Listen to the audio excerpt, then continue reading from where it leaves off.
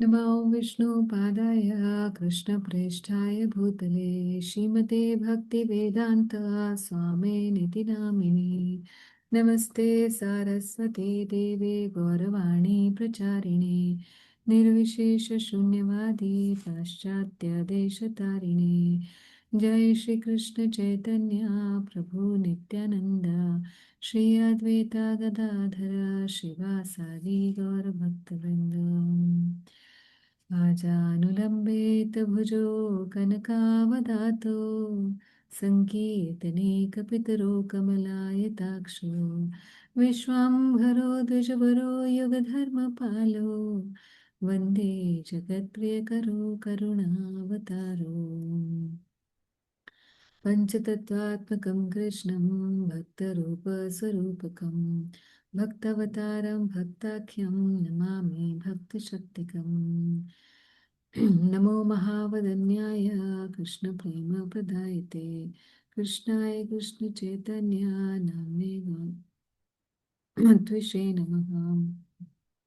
नित्यानन्द नमस्तुभ्यं प्रेमानन्दप्रदायिने कलौ कल्मषनाशाय जहन्मपतये नमः। So we are doing chapter 4, which is the explanation of Adi 1.5 and 6. हम लोग पहुंच गए हैं श्लोक नंबर 119 के आगे, जो कि 3 इंटरनल रीजंस हम लोग डिस्कस कर रहे थे, जिसमें से 2 रीजंस हम एक रीजन तो कर ही चुके हैं, दूसरा रीजन हम लोग कर रहे थे। दूसरा रीजन भी राइट, हाँ, दूसरा रीजन भी हमने कर लिया था कि श्री कृष्ण अपनी खुद की ही जो माधुरी है, सौंदर्य है, उससे प्रभावित है और वो चाहते हैं कि मैं इसको समझना चाहता हूँ कि मुझ में क्या इतना खास है कि मेरे भक्त जो है मेरी रूप माधुरी और मेरे माधुर्य पर इतने मुग्ध रहते हैं। तो ये उनकी दूसरी डिजायर थी। और तीसरी डिजायर जो है, हम जानते हैं, तीसरी डिजायर तो कंक्लूसिव डिजायर है। तीसरी डिजायर कंक्लूजन में क्या थी कि महाप्रभु इसलिए प्रकट हुए क्योंकि राधा रानी जो रस का आस्वादन करती है उस रस का आस्वादन करने के लिए। तो ये 3 इंटरनल डिजायर्स में जो सबसे लास्ट वाली है उसको हम लोग आज डिस्कस करने वाले हैं। तो कविराज गोस्वामी जिस तरीके से इसको प्रेजेंट किए हैं, वो इस तरीके से उन्होंने किया है प्रेजेंट कि पहले उन्होंने गोपियों की महिमा कही और गोपियों की महिमा कहने के बाद वो उनमें सर्वश्रेष्ठ श्रीमती राधा रानी उनकी महिमा कहेंगे और उसके बाद वो बताएंगे कि ऐसा क्या है जो राधा रानी एक्सपीरियंस करती हैं जिसकी वजह से श्री कृष्ण ने ऐसा सोचा कि मैं इस रस को मैं भी आस्वादन करूं। तो इसको आज हम लोग पढ़ते हैं। Third desire. This conclusion of rasa is extremely, अच्छा ये तो हम कर चुके थे। Only Swarup Damodar knows much about it. हम यहाँ,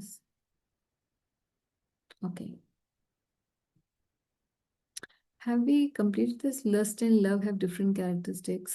ये हमने नहीं किया ना। माता जी 144 तक किया था, फिर आपने बोला था कि अब हम 160 ये थर्ड डिजायर से करेंगे। थर्ड डिजायर से करेंगे क्योंकि वो वन हम्म। क्योंकि मुझे लगता है किसी ने ये क्वेश्चन पूछा था कि रूढ़ भाव क्या होता है, इसलिए मैं कंफ्यूज हो गई। पिछली बार किसी ने कुछ क्वेश्चन पूछा था ना, रूढ़ भाव क्या होता है, so yeah, I just got confused. हाँ जी माता जी, पूछा था किसी ने, मेरे को भी है याद ना? है। Yeah, that's why I thought that we have done 162. Anyways, we will start the subject again. मेरे हिसाब से हमने थर्ड डिजायर की नहीं है। चलिए एनीवेज करते हैं।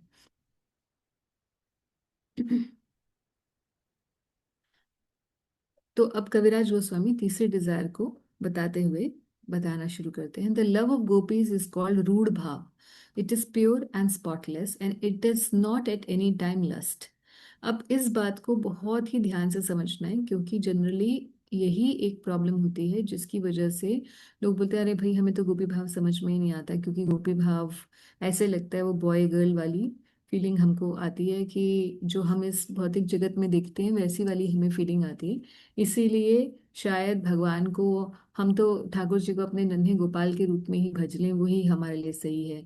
या हम बहुत ही कोई हो गया तो वो सखा भाव में, नहीं तो ज्यादातर लोग सोचते हैं कि सेफ, लेट्स प्ले सेफ, है ना। हमारे कान्हा जी घर में हैं, जो गोपाल जी सबके घरों में होते हैं, और बस वही वाला भाव चाहे है या नहीं है, but they try that this is the thing that will be applicable for us, and this is safe, and this is worldly accepted, etc etc। मगर इसीलिए सबसे पहले जहाँ गोपियों की महिमा की बात आती है, वहां पर कविराज गोस्वामी आचार्य परंपरा से सबसे पहली बात जो बात बताने की है वो यही है कि गोपियों के प्रेम को कोई भी किसी भी समय पर काम भाव उस दृष्टि से ना देखें। क्योंकि अगर काम भाव वाली दृष्टि से भगवान और गोपियों के बीच का जो परस्पर संबंध है उसे देखा जाएगा, तो ये हमारा भगवान के भक्तों के प्रति बहुत बड़ा अपराध हो जाएगा, और वो भी ऐसे भक्त के प्रति जो सबसे उन्नत भक्त हैं, उन गोपियों के प्रति हमारा बहुत अपराध होगा। और दूसरी बात यह है कि सिद्धांतिकली ये बात ठीक भी नहीं है, क्योंकि जिस प्रेम के बारे में जानने के लिए बड़े बड़े संत महात्मा आज तक, जिन्होंने अपना पूरा जीवन सदाचार में और भक्ति में और भजन में बिताया, तो इसका मतलब तो वो सब भक्त झूठे हो जाएंगे, है ना। और ग्रंथ झूठे हो जाएंगे अगर हम ये अपने मन में भाव लेकर आ जाएंगे। तो इसका मतलब कि श्री कृष्ण और का जो भगवत्ता है उसी पर ही प्रश्न चिन्ह लग जाएगा, और गोपियों का जो प्रेम है उसकी निश्चलता है उस पर ही प्रश्न चिन्ह लग जाएगा। फिर हमारी तो परंपरा ही परक्रिया भाव की है, फिर तो परंपरा पर ही प्रश्न लग जाएगा। समझ रहे हैं। इसीलिए ये बात को समझना बहुत ज्यादा जरूरी है कि ये परकीय रस जो है वो किस प्रकार से सबसे उन्नत उज्ज्वल रस है। इसीलिए कविराज गोस्वामी जैसे ही बात शुरू करते हैं इस रस की, सबसे पहले इसको बताते हैं कि कैसे ये at any point of time this is not lust, काम भावना इसमें नहीं है। और काम और प्रेम, इन दो चीजों में इन दो शब्दों का इस्तेमाल करते हैं, और इसमें बताते हैं कि what's the difference between lust and love. साधारण भाषा में जहां भी अपनी इंद्रियों की तुष्टि के लिए कोई व्यक्ति काम करता है तो उसे काम भावना कहा जाता है, और जब अ, अपने प्रिय की संतुष्टि के लिए अपनी स्व सुख वांछा से सर्वथा रहित होकर जब भक्ति की जाती है, जब प्रेम किया जाता है, इसको प्रेम कहा जाता है, जहाँ पे स्व सुख की वांछा ना हो। तो अभी आगे यही बात को फर्दर एलाबोरेट करेंगे। गोपियों का प्रेम प्रेम जो है रूढ़ भाव है, तो वो रूढ़ भाव, आदि रूढ़ भाव, ये सब बातें जो जो टेक्निकल टर्म्स है, इसके लिए हमें भक्ति रसामृत सिंधु नाम का जो ग्रंथ है उसमें देखना पड़ेगा कि ये क्या है। तो गोपियों का प्रेम, प्रभुपाद जी इसको बताते हैं, रूढ़ भाव का मतलब है एग्जॉल्टेड, है ना, एग्जॉल्टेड। और जो महाभाव है या आदि रूढ़ भाव है वो सुपरलेटिवली एग्जॉल्टेड, है ना। तो जो गोपियों का प्रेम है, गोपियों का जो सबसे निम्न स्तर, अगर वैसे तो कोई निम्न स्तर नहीं है, वो तो सबसे ही महान भक्त है, मगर उसमें भी जो ग्रेडेशंस हैं, उसमें जो सबसे पहला वाला ग्रेडेशन है वो रूढ़ भाव है, यानी कि सबसे लोअर हम कह सकते हैं। और रूढ़ भाव वो भाव है, अब लोअर तो है मगर आप समझिए कि ये लोअर, लोअर हमारे दृष्टि से तो बहुत ही हाई है। कैसे? क्योंकि रूढ़ भाव वो भाव होता है जिसके अंदर जो अष्ट सात्विक विकार होते हैं ना, कौन से होते हैं? अश्रु, कंपन, स्वेद, पुलक इत्यादि, ये सारे के सारे जो अष्ट सात्विक विकार हैं, जो भाव की स्थिति के बाद आना शुरू होते हैं, तो ये अष्ट सात्विक विकार आठों के आठों प्रेजेंट होते हैं जिस साधक के अंदर या जिस भक्त के अंदर, आठों प्रेजेंट होते हैं। वो रूढ़ भाव होता है जिसमें ऐसा नहीं है जैसे किसी को भाव की स्थिति, प्रेम की स्थिति पे एक दो चार पांच जो सात्विक भाव हैं वो आ रहे हैं ना। ये बहुत ही ऊंची बात है, एक एक भाव भी आ जाना वो भी बहुत बड़ी बात है ना। इस जन्म में अगर हो जाए तो बहुत, हम ये समझेंगे कि हमारा जन्म लेना बहुत सिद्ध हो गया। हाँ, सार्थक हुआ हमारा जन्म लेना। तो यहाँ तो हम बात कर रहे हैं रूढ़ भाव की, जिसके अंदर अष्ट सात्विक विकार पूर्ण रूप से और आठों के आठों विद्यमान हों, तो रूढ़ भाव है। और उसके बाद बता रहे हैं कि the pure love of gopis has become celebrated by the name lust. The dear, क्योंकि it appears like lust in this material world, इसीलिए लोग बोलते हैं काम भाव। इसीलिए अगर आप देखेंगे, जहाँ रूप गोस्वामी इसकी चर्चा करते हैं, या कई बहुत ग्रंथों में भी इसको ऐसा ही कई बार शब्द प्रयोग में किया जाता है, काम भावना। अ, भगवान को भी ट्रांसेंडेंटल कामदेव बोला जाता है। तो जब भी ऐसी बातें हों, या कहीं भी ऐसे शब्द को आप, या भगवान श्री कृष्ण के कॉन्टेक्स्ट में या गोपियों के कॉन्टेक्स्ट में कहीं भी ये वर्ड आता है अगर, काम, तो हमें ये समझना चाहिए कि ये लौकिक दृष्टि से दिखने वाला काम, मगर असली बात प्रेम है। ठीक है, तो ये ध्यान हमेशा रखेंगे हम। The dear devotees of the lord headed by Shri Uddhava desire to taste that love, ये हम कर चुके थे एनीवेज, क्योंकि मैंने उद्धव जी के बारे में भी कुछ बताया था कल, पिछली बार। Lust and love have different characteristics, just like iron and gold had different natures. The desire to gratify one's own sense is lust, but the desire to please the senses of Krishna is prem or love. अब जो भी बताते हैं कविराज गोस्वामी, हम जानते हैं उसके लिए कुछ कुछ वो बताना शुरू करते हैं, उसके सपोर्टिंग श्लोकास। तो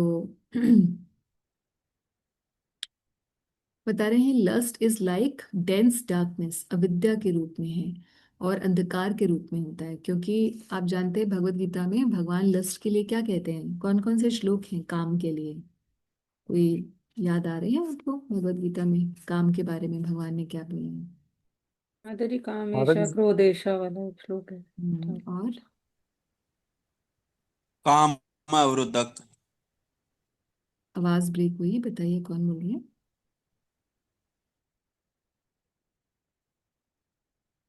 कुछ बीच में आवाज आई थी मगर फिर वो चली गई। माताजी हम्म। धर्म अवरुद्धा काम अस्मि, भगवान इसमें ये हाँ बोलते हैं जी जी, जो एक गीता। बिल्कुल, यस बिल्कुल, बहुत अच्छा श्लोक प्रभु जी ने बताया कि जो धर्म के विरुद्ध नहीं है ऐसा काम वो मैं हूँ। ये भी बहुत अच्छा। और कोई एक श्लोक भगवान ये भी माता बोलते जी हैं भगवत गीता कहते हैं में। भगवान की there are three gates to hell, very lust, good. Lust, anger and grid.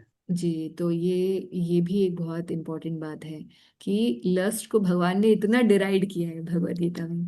तो ऐसा तो हो नहीं सकता कि साधकों के लिए तो डिराइड कर दिया, हमारे लिए तो खराब है भैया, तो हमारे लिए वो गेट ऑफ हेल है मगर मेरे लिए सही है, ऐसा तो होगा नहीं, राइट?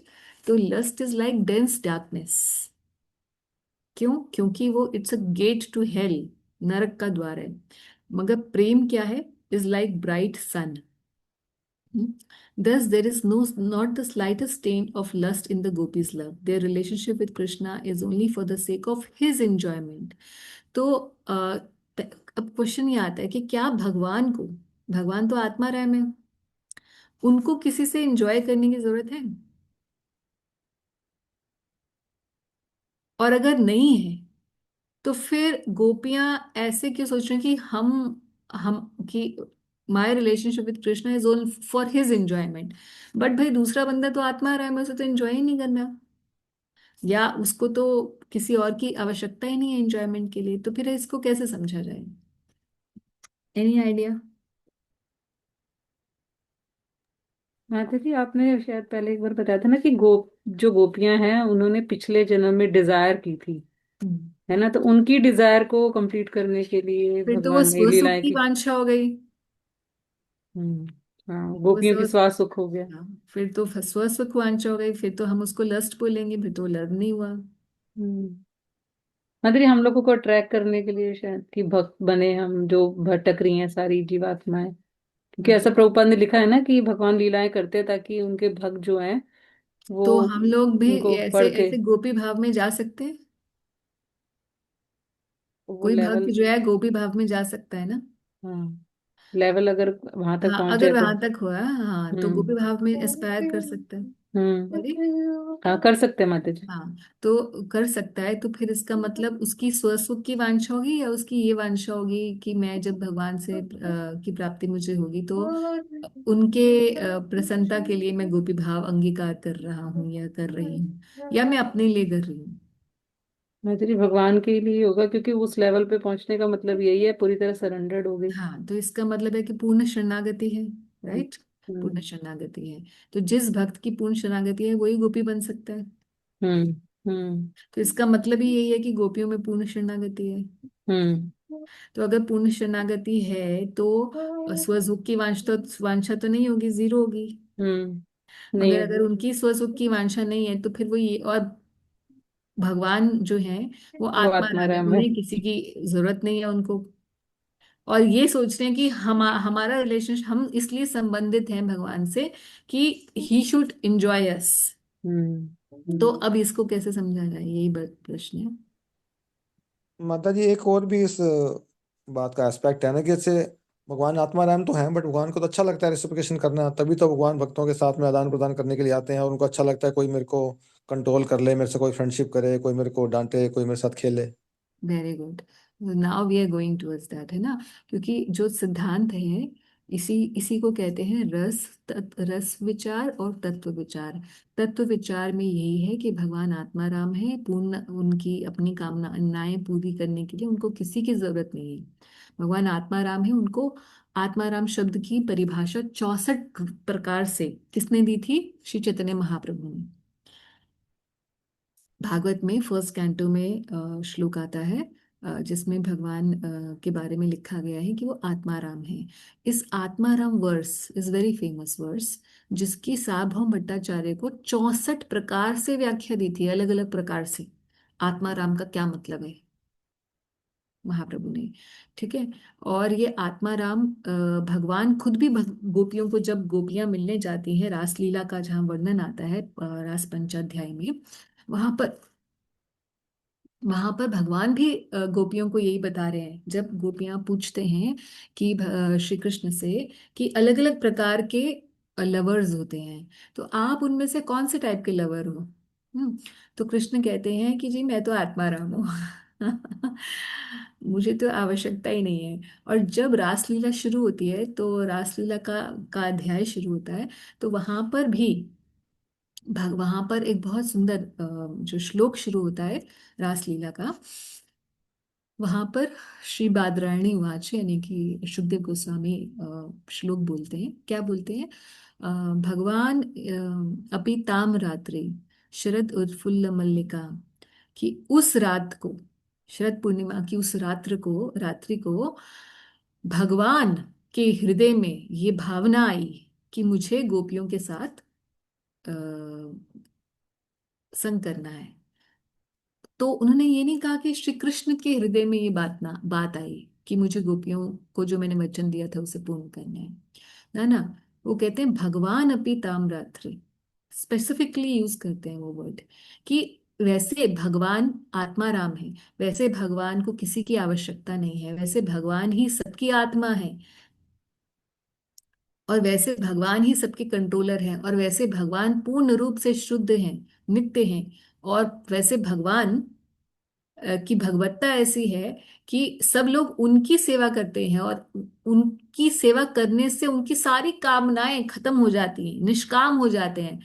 ऐसे भगवान जिनकी पूजा सेवा करने से व्यक्ति खुद निष्काम हो जाता है, ऐसे भगवान के हृदय में ये भावना आई, ये कामना आई कि मुझे गोपियों के साथ रास का जो समय है ये अब करना चाहिए।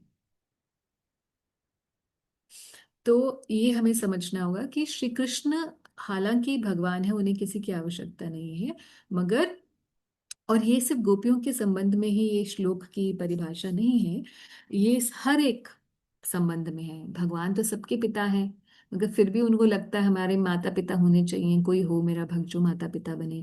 भगवान तो सबके सुहृद हैं, हृदय में बैठे हुए, मगर फिर भी वो चाहते हैं कि मेरे मेरे सखा जो हैं वो हों और मुझ पर अपना जोर जबरदस्ती दिखाएं और मुझे नीचा दिखाएं। मेरे मुझसे सुपीरियर मेरे भक्त हूँ, मेरे सखा हूँ।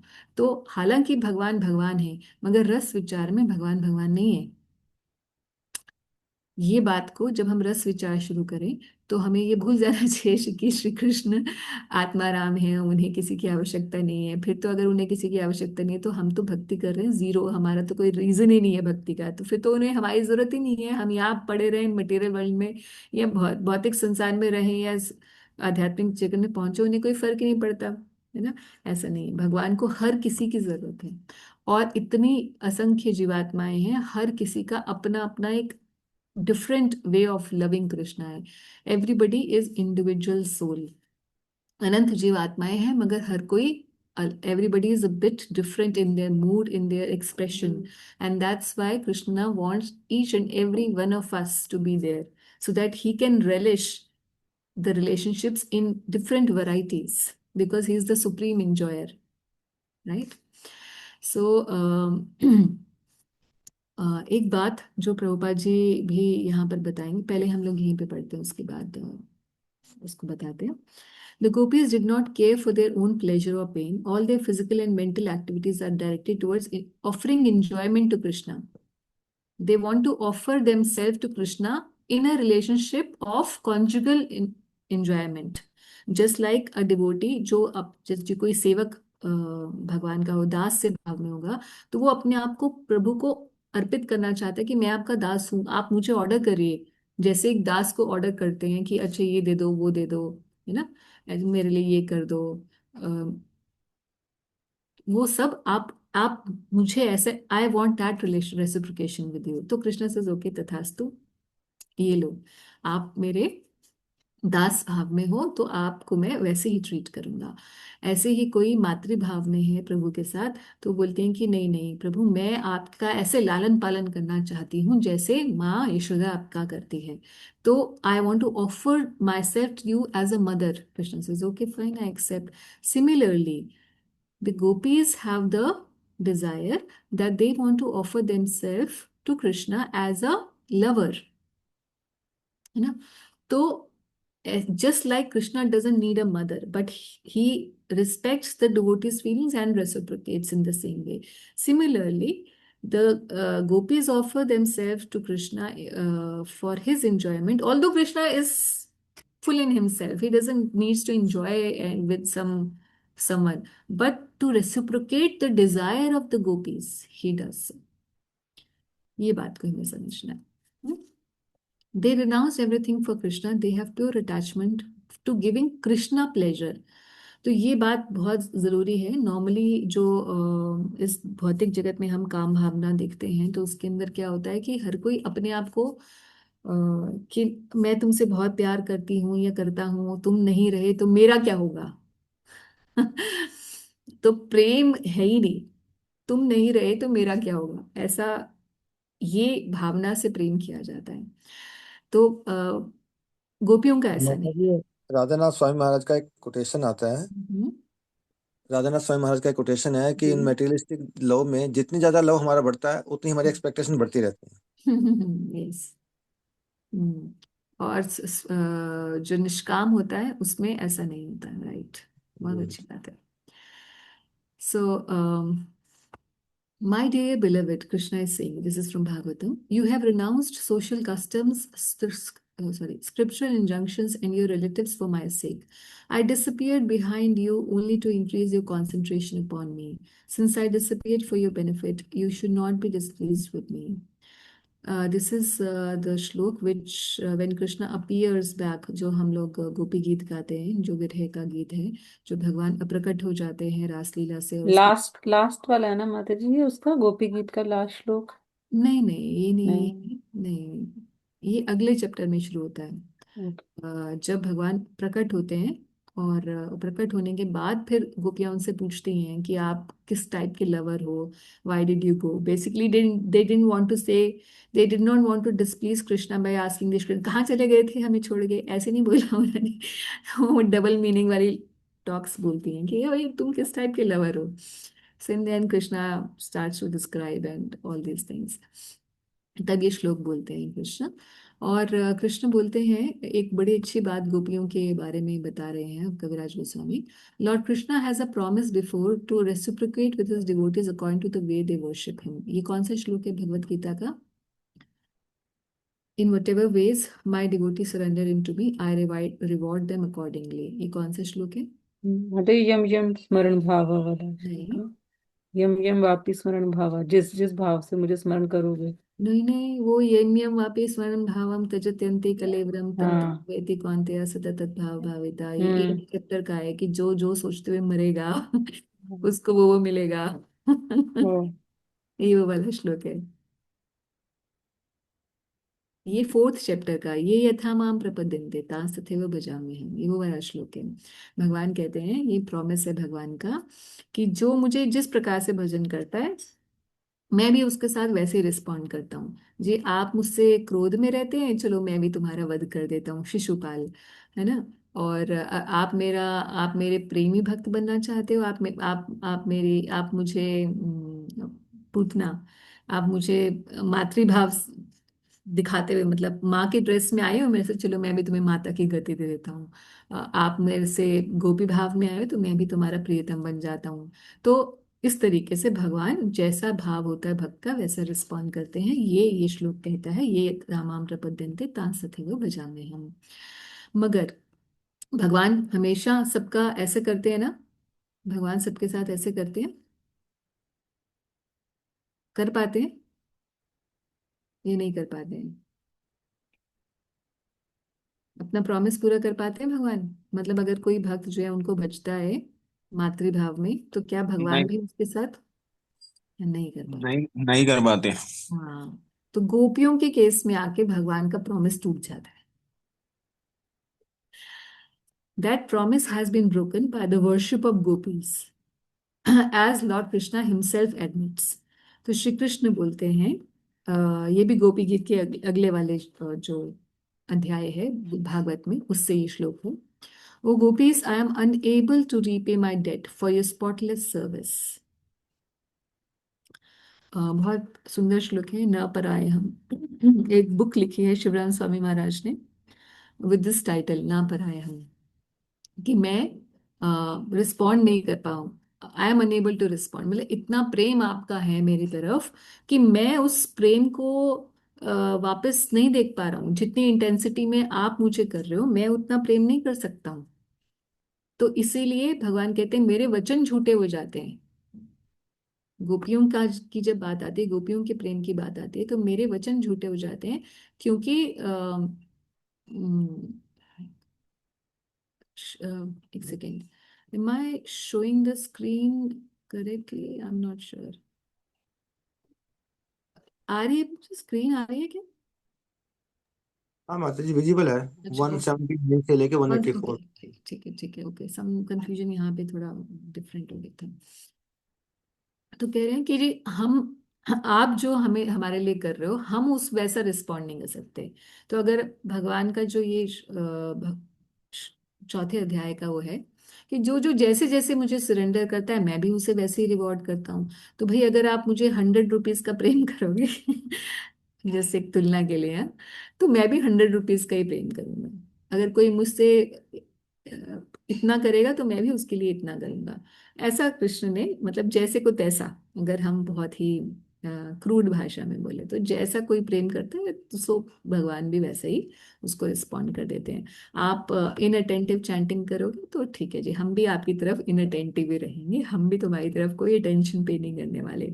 तो जब तक तुम इनअटेंटिव रहने वाले हो तब तक तुम अपना करते रहो, कुछ कुछ जो भी है जो करना चाहते हो। हम भी अपना कुछ कुछ करते रहेंगे, हम आपके तरफ नहीं देखेंगे क्योंकि आप हमारी तरफ नहीं देख रहे हो।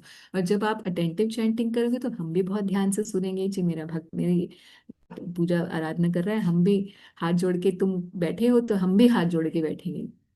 तो भगवान इस प्रकार से सबके साथ रिस्पॉन्ड करते हैं। मगर गोपियों के केस में गोपियों का ऐसा असीमित प्रेम भगवान के प्रति है कि भगवान उसका बदला नहीं चुका पा रहे हैं। उसके बदले में जितना होना चाहिए कृष्ण कहते हैं मुझसे नहीं हो सकता। इसलिए आपका जो प्रेम है वो इतना निश्चल है कि मेरा मेरे पास क्या कहते हैं, मेरा जो वचन था भगवत गीता में ये था, ये यथा माम प्रपद्यन्ते, वो झूठा हो गया। Your connection with me is beyond reproach. You have worshipped me, cutting off all domestic ties which are difficult to break. Therefore, please let your own glorious deed be your compensation. Okay. Now, कविराज गोस्वामी बता रहे हैं, gopis think, गोपियां कैसे सोचती हैं, I have offered this body to Krishna, he is its enjoyer and it brings him enjoyment. ऐसा गोपियां सोचती हैं। And Krishna finds joy in seeing and touching this body. This is for this reason that they cleanse and decorate their bodies. तो हम लोग जो देखते हैं ना, गोपियां बहुत सजी धजी है, जैसे राधा रानी और everybody's. So they have this. They think that this, by looking at something beautiful, anybody feels happy. So we want to beautify ourselves for the pleasure of Krishna. When the gopis see Krishna, they derive unbounded bliss, although they have no desire for such pleasure. अच्छा, गोपियां ये नहीं सोच रही हैं कि हम कृष्ण की तरफ देखें तो हमें कृष्ण की तरफ देखेंगे तो बहुत अच्छा लगेगा। जैसे हम जब कोई टीनेजर बच्चा होता है तो उसको लगता है कि ऑपोजिट सेक्स की तरफ देखकर उसे बड़ा अच्छा लगता है, तो वो देखता रहता है ना। तो क्योंकि उसको देखने से क्या हो रहा है, उसे अच्छा लग रहा है, जो देख रहा है, देखने वाले को अच्छा लग रहा है। मगर यहाँ ऐसा नहीं है। गोपी यहाँ ये सोचती हैं कि अम, ऐसा सोचती नहीं कि हमें कृष्ण को देखना है क्योंकि हमें कृष्ण को देखने से बहुत खुशी मिलती है। But they do still get unbounded bliss. The gopis taste a pleasure 10 million times greater than the pleasure of pleasure Krishna derives from seeing them. तो गोपियों को कितना प्लेजर मिलता है, श्री कृष्ण जब उनकी तरफ देखते हैं तो श्री कृष्ण भी को भी अपने भक्त की तरफ देख के अच्छा लगता है ना। कृष्ण को अपने भक्तों की तरफ देखना पसंद है, भक्तों को श्री कृष्ण की तरफ देखना पसंद है। मगर भक्त को श्री कृष्ण की तरफ देखकर जो प्लेजर मिल रहा है, जो सुख मिल रहा है, वो 10 million times मोर है। किससे? जो भगवान को अपने भक्त की तरफ देख कर मिल रहा है। तो भक्त की पोजीशन नेचुरली भगवान से ज्यादा अच्छी हो गई। ऐसे कहने के लिए तो श्री कृष्ण ही परम इंजॉयर हैं और श्री कृष्ण ही परम भोक्ता है और सबसे ज्यादा ब्लिस के आनंद की मूर्ति है स्वयं। मगर यहाँ उनका आनंद तो 10 million times कम हो गया भक्त के आनंद से। ये तो गोपियों की बात है, अब श्रीमती राधा रानी की बात होगी तो क्या होगी, है ना। Gopis have no inclination for their own enjoyment and yet their joy increases. This is indeed a contradiction. तो ये बात है कि जब तक अपने सुख की वांछा रहती है तब तक भक्त भगवान के साथ संग नहीं कर पाता। जैसे ही उसे अपनी सुख की वांछा छोड़कर वो श्री कृष्ण के सुख की वांछा करने लग जाता है तो अपने आप ही उसे सुख मिलने लग जाता है। ये एक कॉन्ट्रडिक्शन है कि जब वो उसको छोड़ देता है, क्योंकि हमारी यही तो प्रॉब्लम है कि we want to enjoy, even in spiritual life we want to enjoy, है ना। I like prasad, I like only pizza prasad, और आई लाइक भाई मुझे ये सेवा नहीं करनी है क्योंकि मुझे यही वाली सेवा पसंद है। मैं मुझसे कितना भी बुक डिस्ट्रीब्यूशन करा लो मगर मैं चैंटिंग नहीं कर सकता एक जगह बैठ के। So we have an inclination even of our own enjoyment even within the spiritual sphere. But here the clue from the gopis is, the message from the gopis is that you leave your desire for your own pleasure and in return you will get 10 million times more pleasure in Krishna consciousness. सो इन कविराज गोस्वामी कह रहे हैं ये contradictory लगता है कि ऐसा कैसे, जब मैं अपनी सुख की इच्छा ही छोड़ दूंगा तो फिर मुझे ज्यादा सुख कैसे मिलेगा, क्योंकि मेरी तो इच्छा ही नहीं है, फिर सुख का मैं करूंगा क्या। नहीं, सुख मिलेगा, वो भी बहुत अनगिनत, उससे ज्यादा सुख मिलेगा। For this contradiction, I see only one solution. The joy of gopis lies in the joy of their beloved Krishna. कि उनके सुख में ही, श्री कृष्ण के सुख में ही गोपियां अपना सुख मानती हैं, और यही मैसेज हर भक्त के लिए एप्लीकेबल है। Okay, Therefore, we find that joy of gopis nourish the joy of Krishna, and for that reason, the fault of lust is not present in their love. तो अब इस बात से ये सिद्ध होता है कि क्योंकि गोपियां अपने स्वसुख की वांछा से के लिए काम नहीं कर रही हैं, इसीलिए हमें ये समझना चाहिए कि उनका जो प्रेम है वो प्रेम है, ना कि काम है. The happiness of the abode of love is in the happiness of the object of love. This is not a relationship of desire for personal gratification. So again and again, the point that Kaviraj Goswami is trying to make is selflessness, selfless love. But whenever there is unselfish love, that is its style. क्या style होगा unselfish love का? कि जिसकी के प्रति प्रेम है उसके लिए जीवन होगा, ना कि अपनी. अब focus is the object of love, not us. ये इसके लिए दो एग्जाम्पल देते हैं कविराज गोस्वामी. पहला, दारुक. दारुक कौन है? श्री दारुक. दारुक कौन है?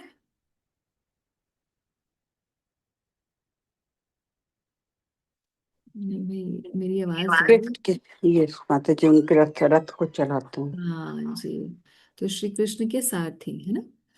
तो Shri Daruk did not relish his ecstatic feelings of love, for they caused his limbs to become stunned and thus obstructed his service of fanning Lord Krishna.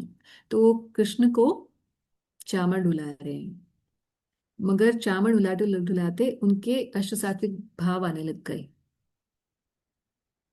अब जब शरीर शेक कर रहा होगा तो चामर नहीं ढुला पाएगा ना, कोई ढंग से नहीं हो पाएगा. मगर वो क्या कर रहे हैं? नहीं नहीं, मुझे भाव नहीं आना चाहिए इस समय, क्योंकि श्री कृष्ण की सेवा में ये विघ्न है. हालांकि अष्ट सात्विक विकार जब आते हैं तो इतनी प्रसन्नता, इतना एक्सट्रीम जॉय, इतना फील होता है डिवोटी को, जितना कि इस ब्रह्मांड का सुख नहीं है. वो जो सेवा सुख मिलता है वो ब्रह्म लोक के सुखों से भी उसकी कई गुणा जो है, जो तुलना की गई है वो ब्रह्म सुख की गई है. ब्रह्म सुख मतलब जो ब्रह्म सायुज्य में सुख मिलता है, तो मिलियन टाइम्स ज्यादा है ब्रह्म सायुज्य में. और ब्रह्म सायुज्य में जितना सुख है उसका वो लेश मात्र भी नहीं है जो सेवा से सुख मिलता है. तो अभी हम लोग तो ये सोच ही नहीं सकते कि हमारे लिए सुख तो ये है कि आइसक्रीम और जलेबी मिल जाए. तो हमारी इस कॉन्शियसनेस में हम क्या ही सुख को आनंद आनंद की हम कल्पना नहीं कर सकते. मगर जो भक्त उस लेवल पर है वो सोचता है कि अगर ये सुख श्री कृष्ण की सेवा में बाधक है तो मुझे ये सुख नहीं चाहिए. The lotus-eyed Radharani powerfully condemned the ecstatic love that caused a flow of tears that hindered her sight of Govind. कि ओहो, ये क्यों मुझे आंसू क्यों आ रहे हैं श्री कृष्ण, मतलब अश्रु बहा रही है श्रीमती राधा रानी. तो वो अश्रु आ रहे हैं तो उसको उलाहना दे रही है कि क्यों आ गए, श्री कृष्ण के दर्शन नहीं हो पा रहे अब. So, furthermore, pure devotees never forsake the loving service of Lord Krishna to aspire for his own pleasure through the five kind of liberation. तो अपने सुख की वांछा इतने लेवल तक की उनकी नहीं है कि वो जो मुक्ति आती है उनके द्वार पे उसको भी वो रिजेक्ट कर देते हैं. मुक्ति भी नहीं चाहिए. तो ये श्लोक हम आजकल कुछ दिन पहले हम कर रहे थे भागवत का.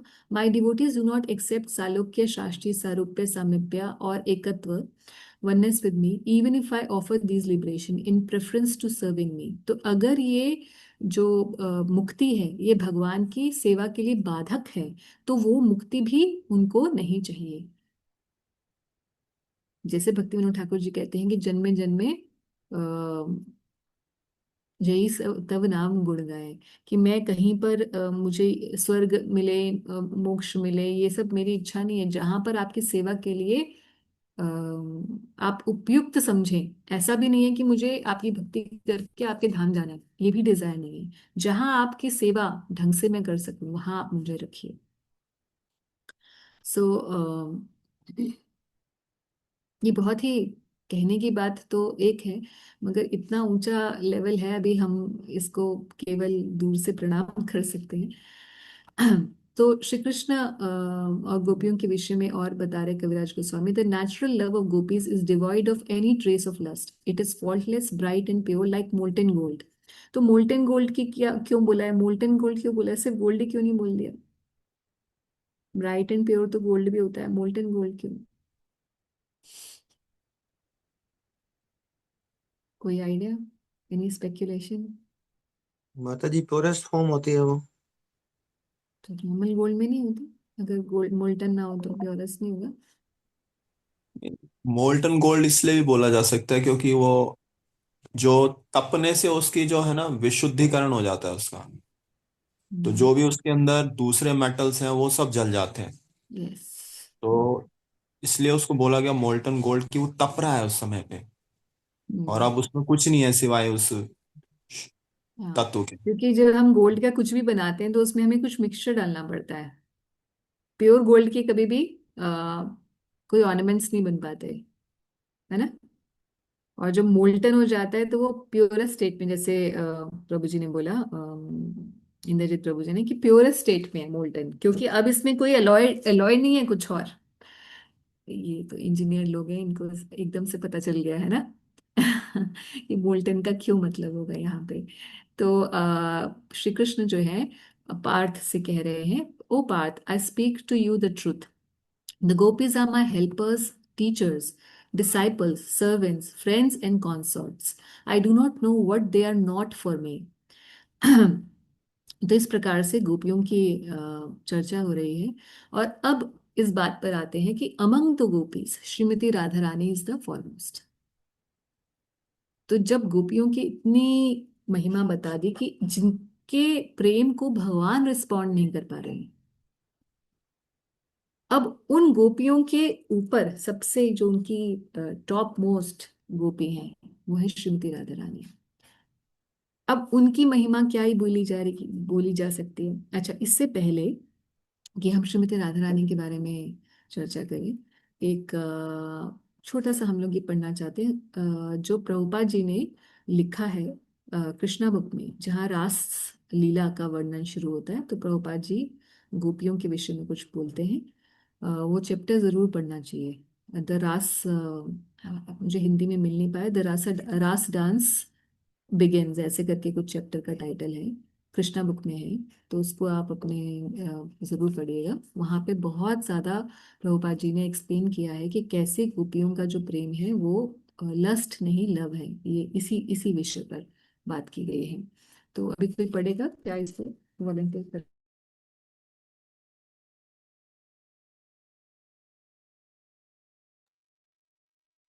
मैं पढ़ लेता हूँ माता जी। हरे कृष्णा।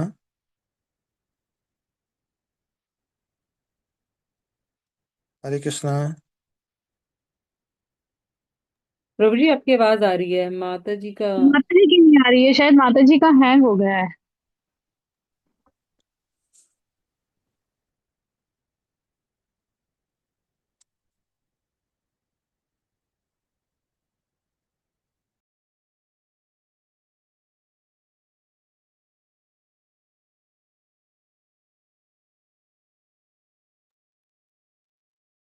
व्रत सखी माता जी। हाँ जी माता जी, हरे कृष्णा। हरे कृष्णा। नहीं, मैं चेक कर रही थी कि मैं हूं ना क्लास में।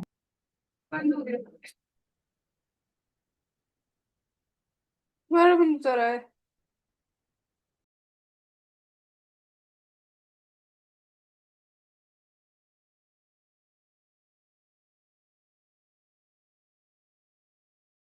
आप रीड करेंगे? जी माता जी। The dancing of young boys and girls within the material world is in the kingdom of Mahamaya, or the external energy. The Ras dance of Krishna with the gopis is on the platform of Yogamaya. The difference between the platforms of Yogamaya and Mahamaya is compared in the Chaitanya Charitamrita to the difference between gold and iron. From the viewpoint of metallurgy, gold and iron are both metals, but the quality is completely different. Similarly, although the Ras dance and Lord Krishna's association with the gopis appear like the ordinary mixing of young boys and girls, the quality is completely different.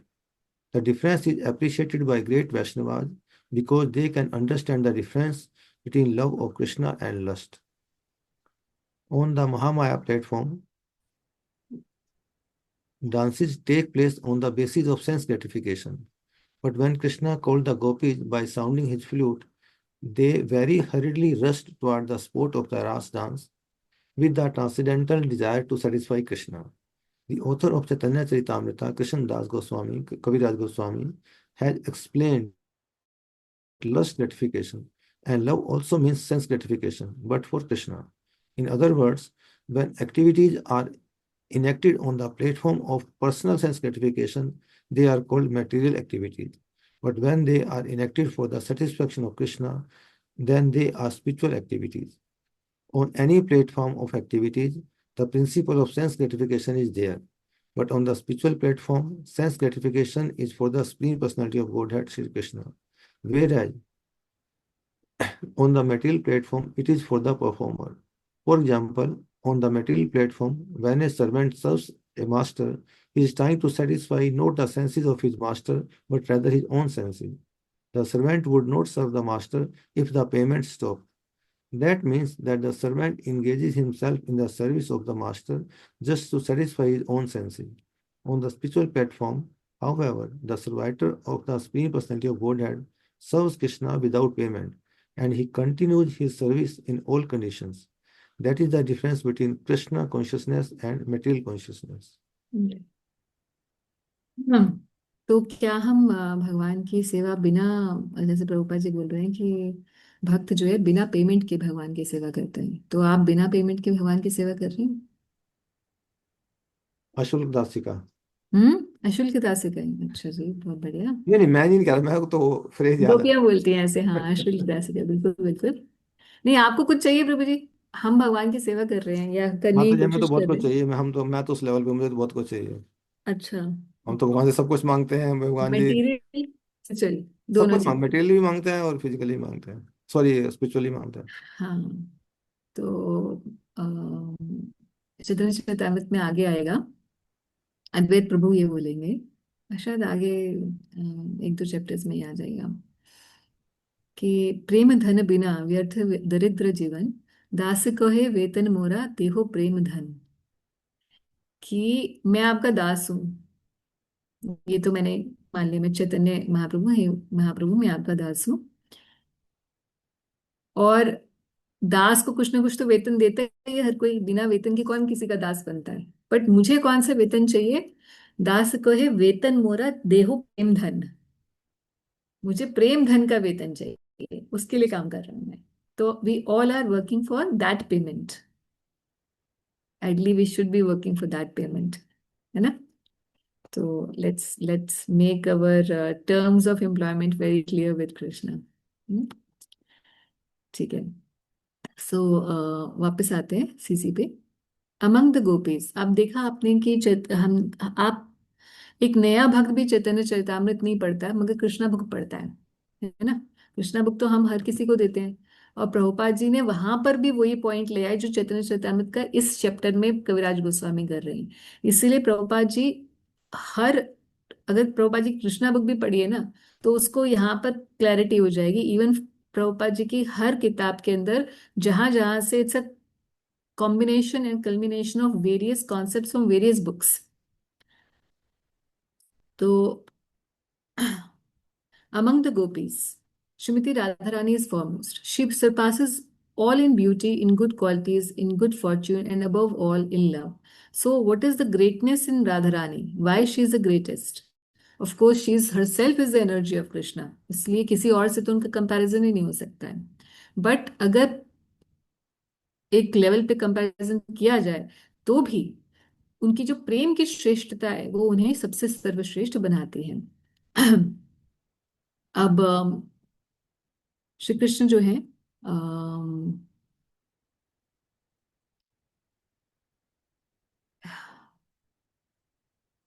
एक second, इसको आगे करते हैं। इसके लिए तीन चार श्लोक कविराज गोस्वामी बताते हैं। Radha is the beloved concept of Krishna and she is the wealth of his life, without her the gopis can not give him any pleasure. तो अगर श्रीमती राधा रानी ना हो मगर बाकी गोपियां हों, तो श्री कृष्ण को कोई वो रास छोड़ के चले जाते हैं, क्योंकि जब भी ऐसे डिस्क्रिप्शन आई हैं भागवत के अंदर कि जब श्रीमती राधा रानी रास से चली जाती हैं तो सारे के सारा रास वहीं समाप्त हो जाता है, चाहे बिलियंस ऑफ गोपीज क्यों ना हो वहां पर।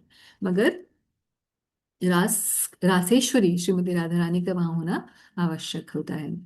तो Lord Krishna, the enemy of Kamsa, left aside the other gopis during the Ras dance and took Srimati Radharani to his hut, for she is the helper of Lord in realizing the essence of his desires. तो हम जानते हैं कि जहाँ गोपी गीत भी शुरू होता है उससे पहले भी जो रास लीला होती है उसमें भी भगवान सभी गोपियों को छोड़ के केवल श्रीमती राधा रानी को लेके आगे चले जाते हैं।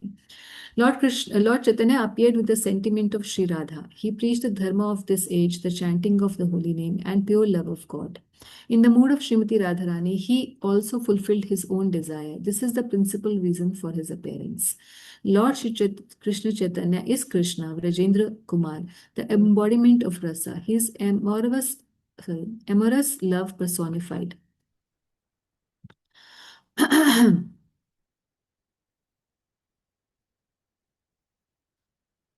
Lord Chaitanya is the abode of ras. He himself tasted the sweetness of rasa in endless ways. Thus, he initiated the dharma for the age of Kali.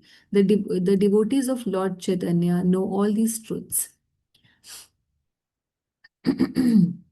I have given a hint of the sixth verse. Now, please hear as I reveal the meaning of this original verse. तो अभी जो है वो बता रहे हैं श्री राधा रानी का supremacy बताएंगे कविराज गोस्वामी, अभी उसका सिर्फ हिंट दिया है। कविराज गोस्वामी एक चीज बोलते हैं कि all these conclusions are unfit to be disclose in public, क्योंकि गोपियों की चर्चा करने ये पब्लिक, भागवत कभी भी पब्लिक के लिए नहीं बोली जाती है। भागवत में सिर्फ वो पोर्शन पब्लिक के लिए बोले जाते हैं जहां पर नाम की महिमा होती है या भगवान के ऐश्वर्यमयी जो कथाएं हैं।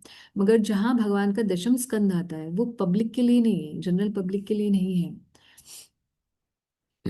कविराज गोस्वामी कह रहे हैं कि ये बातें जो गोपियां और भगवान की लस्ट, ये काम भावना नहीं है, प्रेम है। कि प्रेम और काम के बीच में क्या फर्क है, भगवान की गोपियों का क्या स्तर है, भगवान कैसे उनको बोल रहे हैं कि I am unable to repay you, ये सब बातें पब्लिक में करने के लिए नहीं है। और ना ही इसीलिए हमारे आचार्यों ने कभी भी इन बातों को पब्लिक में उठाया है।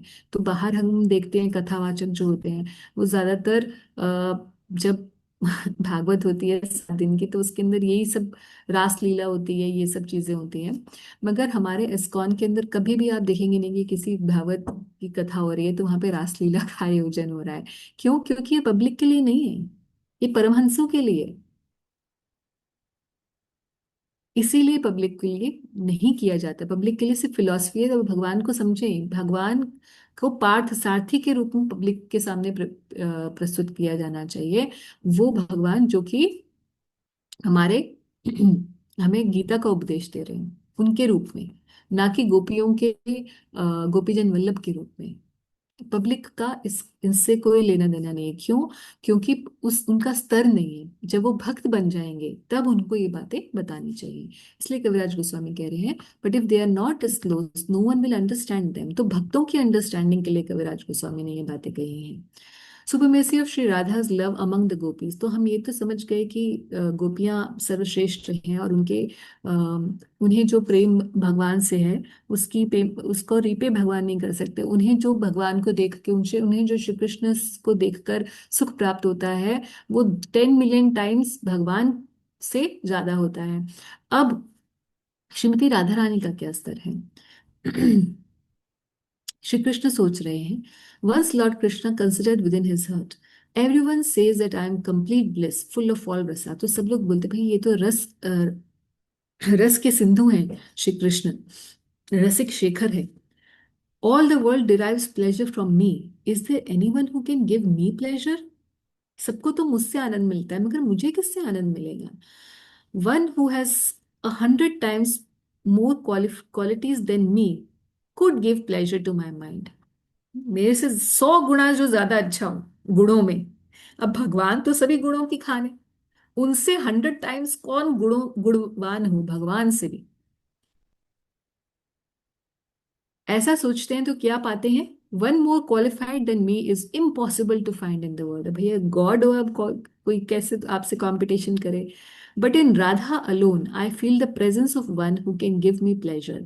इसका मतलब क्या है कि Shrimati Radha Rani is 100 times more qualified than Krishna.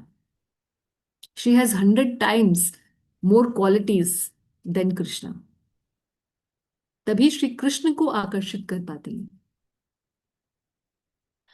हाँ, और आगे बता रहे हैं, बहुत सारे और श्लोक हैं, आप अपने उसमें पढ़िएगा। My eyes, Shri Krishna thinks, my eyes are fully satisfied when I look upon Srimati Radharani. But by looking upon me, she becomes even more advanced in satisfaction. तो श्रीमती राधा रानी मुझे देखती हैं तो उनको ज्यादा सुख प्राप्त होता है। The flute like murmur of the bamboo rubbing against one another steals Srimati Radharani's consciousness, for she thinks this sound to be my flute, and she embraces a tamal tree, mistaking it for me. मतलब she is mad about me to that degree कि जहां भी bamboos आपस में रगड़ खा रहे होते हैं तो उनको लगता है शायद श्री कृष्ण की बांसुरी की आवाज आ रही है। या तमाल वृक्ष को देखती हैं तो उनको, देखिए इसका कलर डार्क होता है, तो तमाल वृक्ष जो है, आप जानते हैं सब लोग, आप में से कौन ऐसा है जो तमाल वृक्ष नहीं जानता? ये दो वृक्ष कदम और तमाल, जिसे नहीं पता हो ऐसा प्लीज हाथ उठाइए। ऐसा कोई महानुभाव है जिसे कदम और तमाल नहीं पता? हरे कृष्णा जी, कदम के बारे में तो पता था, तमाल नहीं पता था। तमाल नहीं पता तो अभी आप गूगल करिएगा तमाल वृक्ष का आप फोटो, और उसके बाद आप वृंदावन जाएंगे। आप वृंदावन मंदिर गए हैं, इस्कॉन टेम्पल? जी जी जी। तो उसके बीच में राधा श्याम सुंदर के सामने एक पेड़ है, अंदर ही ओके, प्रांगण में, वही। है ना, जहाँ पे सब कीर्तन कर रहे होते हैं, ओके ओके। वो तमाल वृक्ष है। जी, ठीक। धन्यवाद। हाँ, तो ये तमाल वृक्ष जो है ये श्री कृष्ण से अभिन्न है। और तमाल वृक्ष की जो कोमल पत्तियां हैं उनको जब आप छुएं, बहुत प्यार से छुइएगा, बहुत नाजुक होती हैं, एकदम सॉफ्ट। ऐसा शास्त्रों में बताया गया है कि श्री कृष्ण को जब हम कोई छूता है तो ऐसा बटरी सॉफ्ट उनका टच है, जैसे तमाल की लीव्स सॉफ्ट, जो फ्रेश लीव्स है उनका जो टच होता है। और जो कदम है इट इज फुली, कदम का जो आपने वृक्ष देखा होगा तो वो जो सर्कल के फॉर्म में उसका फ्लावर होता है with lot of spikes coming, है ना, like a ball with a lot of spikes, that represents Shrimati Radha Rani, because it is पूरी तरीके से प्रफुल्लित है, जैसे कि भाव में श्रीमती राधा रानी प्रफुल्लित होती हैं। तो ये तमाल और कदम जो है ये वर्शिपेबल हैं हम वैष्णवों के लिए। अब राधा रानी जो है तमाल वृक्ष को श्री कृष्ण, ये सोच के कि श्री कृष्ण खड़े हैं, उन्हें एम्ब्रेस करती हैं।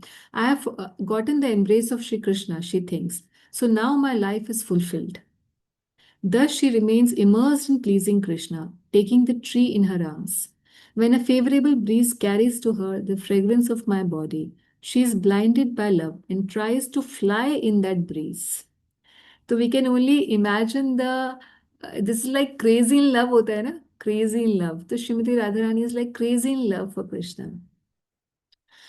तो श्री कृष्ण ऐसे कह रहे हैं, the sage Bharat has said that the mellows of lover and beloved are equal, कि जब कोई प्रेम करता है तो प्रेमी में और जो उससे प्रेम कर, दोनों प्रेमियों में आपस में इक्वल उनको प्लेजर मिलता है। But he does not know the mellows of my Vrindavan. Shri Krishna कह रहे हैं कि मेरे वृंदावन की बात अलग है, इसके बारे में किसी मुनि और साधु को कुछ नहीं पता चल सकता।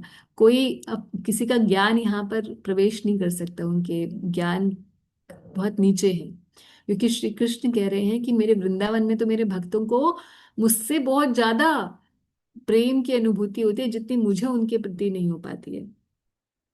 सो श्रीमती राधा रानी के बारे में और बताते हैं, considering this I can understand that some unknown mellow in me controls the entire existence of my captivator Shrimati Radha Rani. वो कह रहे हैं कि भाई इतना श्रीमती राधा रानी मेरे लिए लाइक मैड इन लव है, इतना प्रेम का उनकी आवेश में रहती हैं हमेशा। तो इससे मुझे हैंस कंक्लूडेड क्या, कि कुछ अननोन चीज मेरे अंदर है जो श्रीमती राधा रानी को इतना उससे अ, अनुभूति हो रही है। तो इसका मतलब मेरे अंदर कुछ तो बहुत अच्छा है। अब वो क्या अच्छा है वो मैं जानना चाहता हूँ। I am always eager to taste the joy that Radha Rani derives from me. In spite of various efforts I have not been able to taste it. इसका मतलब भगवान ने पहले भी ट्राई किया मगर मिल नहीं पाया उन्हें। But my desire to relish that pleasure increases as I smell its sweetness. Formerly, I appeared in the world to taste mellows, and I tasted the mellow of love, pure love in various ways. तो भगवान ने बहुत तरीके से भक्तों के साथ आदान प्रदान करके उन्हें बहुत, ये आदान प्रदान करना भगवान को जो रस का आदान प्रदान है, इस ये बने ही इसके लिए हैं, और इनको कोई काम नहीं है। He is in the business of love, है ना। सो कृष्ण हर किसी के साथ ये बिजनेस करते हैं, प्रेम का व्यापार करते हैं, और इसी में उनको बहुत आनंद मिलता है। भगवान ने बहुत अलग अलग अवतारों में अलग अलग भक्तों के साथ ये प्रेम का आदान प्रदान किया। और मगर क्या कह रहे हैं कि फिर भी मुझे वो चीज समझ नहीं आ पाई कि मेरे अंदर क्या, what is that special thing. I taught devotional service that springs from my devotees' spontaneous love by demonstrating it with my pastimes. But these three desires of me were not satisfied, for one cannot enjoy them in a contrary position. ये बात को थोड़ा सा समझना होगा, technical है। तो पहली बात तो भगवान कह रहे हैं कि भाई मैंने अपनी जो रागानुगा भक्ति है उसे भी करके दिखाया। कहाँ पर? रागानुगा भक्ति को, स्पॉन्टेनियस लव को, by demonstrating it with my pastimes. तो भगवान ने अपनी लीला एज श्री कृष्ण लीला, वृंदावन की लीला, ब्रज की लीलाएं, भगवान कह रहे हैं कि मैंने वो करके तो दिखाई। ब्रज की लीलाएं मैंने करके दिखाई, अपने भक्तों के साथ, ब्रजवासियों के साथ करके दिखाई द्वापर युग में। ऐसा करने के बाद भी मेरी जो तीन डिजायर्स हैं वो सेटिस्फाई नहीं हुई। For one cannot enjoy them in a contrary position. क्यों? क्यों नहीं सेटिस्फाई हुई? क्योंकि मैं हमेशा प्रेम का विषय बना रहा, मैं प्रेम का आश्रय नहीं बना। प्रेम के विषय कौन है? हमारे सबके प्रेम के विषय कौन है? श्री कृष्ण। और प्रेम का आश्रय मतलब जो प्रेम कर रहा है श्री कृष्ण से, वो आश्रय है। तो कह रहे हैं श्री कृष्ण कि मेरी डिजायर इसीलिए फुलफिल नहीं हो पाई क्योंकि मैं तो हमेशा भगवान ही बना रहता हूँ, मैं ही तो वो हूँ जिससे सब लोग प्रेम करते हैं। मुझे ये पोजीशन नहीं चाहिए, मुझे वो पोजीशन चाहिए जिससे जो उनकी है। Unless I accept the lustre and ecstatic love of Srimati Radha, these three desires cannot be fulfilled. तो भाई अब मुझे तो राधा रानी की पोजीशन चाहिए, नहीं तो फिर मेरी तो ये डिजायर पूरी नहीं हो सकती। Therefore, assuming Srimati Radharani's role, sentiments and bodily complexion, I shall descend to fulfill these three desires. तो यहाँ पर भगवान ने बोला कि भाई मेरी आज तक ये जो डिजायर्स है, सब कुछ करने के बाद भी, भगवान होने के बाद भी, ब्रज लीलाएं करने के बाद भी मेरी ये डिजायर्स फुलफिल नहीं हुई। उसका रीजन एक ही है कि मैं भगवान बना रहा, मैं हमेशा प्रेम का विषय बना रहा, प्रेम का आश्रय नहीं बना। मगर अब मुझे श्रीमती राधा रानी का मूड चाहिए, और अब मैं प्रेम का आश्रय बनूंगा। और जब मैं प्रेम का आश्रय बनूंगा तब मुझे ये पता चलेगा कि प्रेम का आश्रय बनने में क्या सुख होता है और मेरे अंदर क्या ऐसा मैलो है जो इन सबको पागल किए हुए और मुझे समझ में नहीं आ रही। So, in this way, Lord Krishna came to a decision, and simultaneously, the time for his incarnation of the age also came. द्वापर युग भी खत्म हो गया था, मतलब कलयुग भी आ गया, भगवान के आने का समय भी हो गया था, और उसी टाइम उन्होंने ये डिसीजन भी लिया। दोनों ही बातें साथ साथ चल रही थी। और उसी समय अद्वैत प्रभु was earnestly worshipping him. How? By giving him tulsi leaves and Ganga jal. Advait attracted him with his loud calls. तो हम पिछले अध्याय में पढ़ चुके हैं कि अद्वैत प्रभु ने पुकार रहे थे उधर से। तो ये सब बातें चल रही हैं। इधर से श्री कृष्ण ने ये कंक्लूजन किया, गोपियों के विषय में सोचा, फिर श्रीमती राधा रानी के विषय में सोचा, फिर ये समझा कि मैं भाई, कंक्लूजन कृष्णा का कॉन्टेम्पलेशन चल रहा है कि भैया क्या प्रॉब्लम है, मुझे क्यों नहीं, मेरी डिजायर्स क्यों नहीं पूरी हो पा रही, क्यों? क्योंकि मैं आश्रय नहीं बनाऊं भक्ति को, उधर से अद्वैत आचार्य भी आवाज लगा रहे, चलो ठीक है ये तो अच्छा टाइम है, इधर से भी कोई आवाज लगा रहा है, मेरे अंदर से भी आवाज आ रही है, this is good now. Then Krishna what he did, first of all he send his parents and elders like Sachi Mata, Jagannath मिश्र प्रभु को उन्होंने भेजा, और उसके बाद फिर then he finally he himself also appeared. So Lord Krishna desired to taste the limitless nectarian mellow of love possessed by one of his multitude of loving damsels, Sri Radha, and so he has assumed the form of Lord Chaitanya. He has tasted that love while hiding his own dark complexion with her effulgent yellow color. May that Lord Chaitanya confer upon us his grace. And thus this chapter is concluded by Kaviraj Goswami, praying at the lotus feet of Sri Rup and Raghunath, always desiring their mercy. I, Krishnadas, narrate Chaitanya Charitamrita following in their footsteps. तो यहाँ पर चौथा अध्याय हमारा खत्म हुआ, और बाकी कुछ भी अगर याद ना रहे तो हमें 3 डिजायर्स भगवान की, 3 internal reasons for the lord's appearance that we should always remember. पहला, to relish the position of Srimati Radharani. Second, to understand the transcendental mellows of himself. And third, to enjoy the bliss tasted by Srimati Radharani. ठीक है, तो I hope ये हमें clear हो गया है ये chapter, and then we'll be moving to the next chapter, but I think not today. If you have any question, we can discuss that instead. हरे कृष्ण माता जी। हरे कृष्णा अर्जुन। बहुत सुंदर कथा है आपका। तो आपसे इसी विषय पे मैंने परम पूजनीय भूरिजन प्रभु जी से बात की थी। हाँ जी। तो उन्होंने कहा था कि अभी गिरिराज जी गए थे, तो 2-3 बार से ऐसा हो रहा है कि कृपा प्राप्त हो रही है उनकी, उनके दर्शन हो जाते हैं। वो जी। तलहटी में भक्तों को दर्शन देते हैं और कथाएं करते हैं। हम्म। तो जब मैंने इस विषय पे उनसे चर्चा की तो उन्होंने कहा कि हमें गोपी भाव जो है उसको एक्सेप्ट करना चाहिए, हम्म। ना कि हमें उनका कॉम्पिटिटर बनना है। हम्म। तो इसमें जो भाव है, क्योंकि उन्होंने सिर्फ इतनी सी बात कह के छोड़ दिया, हम्म। तो अल्टीमेट इसमें यही भाव है कि वो कृष्ण को सुख देना चाहती है। हम्म। तो कहने का अर्थ ये है कि यहाँ पर जो अभी तक जो चर्चा आई है उस भाव को लेके, चाहे वो माधुर्य भाव है, चाहे अपना, तो खैर कहीं से कहीं तक लिंक नहीं आ रहा। अभी वैदिक भक्ति सही से नहीं हो रही, रागानुगा भक्ति में वो भी इतना ऊंचे स्तर पर। तो चर्चा समझने, कथा का आनंद ले रहे हैं आप भक्तों के मुखारविंद से। तो यही समझ में आता है कि अल्टीमेट जो है वो यही है कि सर्वेंट मूड आना चाहिए पहले। कि वो भी अन्य अभिलाषिता शून्यम, अन्य अभिलाषिता शून्यम के साथ में।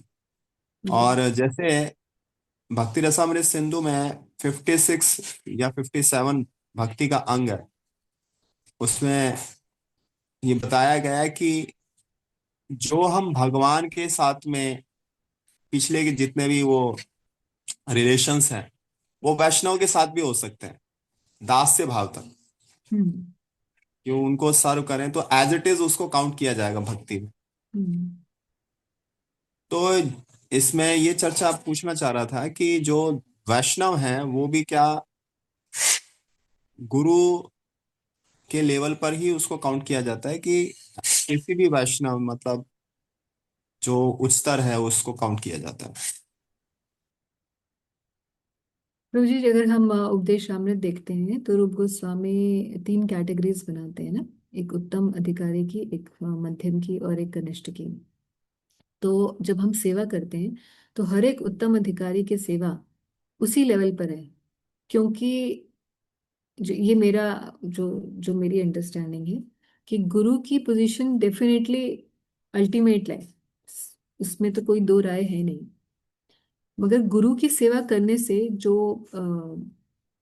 मिलता है वही उस कोटि के जो और वैष्णव जन हैं उनकी सेवा करने से भी मिलता है, जो गुरु तुल्य है। उन वैष्णवों की सेवा करने से भी वैसा ही अ, अ, मतलब उसको समतुल्य रखा गया है। उसका रीजन मुझे लगता है वो ये है कि गुरु कोई एक व्यक्ति तो है नहीं, जैसे हम लोग जानते हैं। गुरु एक तत्व है, और वो तत्व जो है उस लेवल के भक्तों में विद्यमान रहता है। जैसे मान लीजिए अभी हम बुरीजन, आप गए बुरीजन प्रभु के पास गए, तो आपको ऐसी ही फीलिंग आई होगी कि जैसे आप गुरु महाराज के पास गए, है ना। यस, सही कह रहे हैं आप। तो वो क्योंकि सेम तत्व विल बी फ्लोइंग देयर, इसीलिए वैसा ही रेसिप्रोकेशन होता है, वैसी ही वो होती है। भगवान के जो भगवान से रेसिप्रोकेशन आती है जब हम सेवा करते हैं किसी गुरु तुल्य महात्मा की भी, तो भी वैसा ही रहता है। हालांकि इसमें एक चीज ध्यान रखनी चाहिए कि हालांकि ये ऐसा है, मगर फिर भी ये होते हुए भी अचिंत्य भेद अभेद वाली बात है कि ये होते हुए भी अपने जिस रूप में भगवान हमें उठाने के लिए, हमारा उद्धार करने के लिए गुरु रूप में आए हैं, उस रूप के प्रति अधिक समर्पण भक्त का होना चाहिए। ये बात है ही, बट फिर भी दोनों बातें साथ साथ चलेंगी।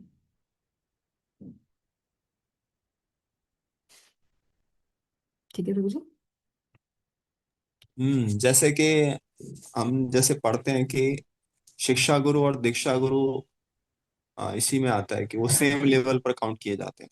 जी, और फिर भी दीक्षा गुरु का जो मत है उसको अंतिम कहा जाता है। ये बहुत डिबेटेबल है प्रभु जी। हाँ, ये भी डिबेटेबल है।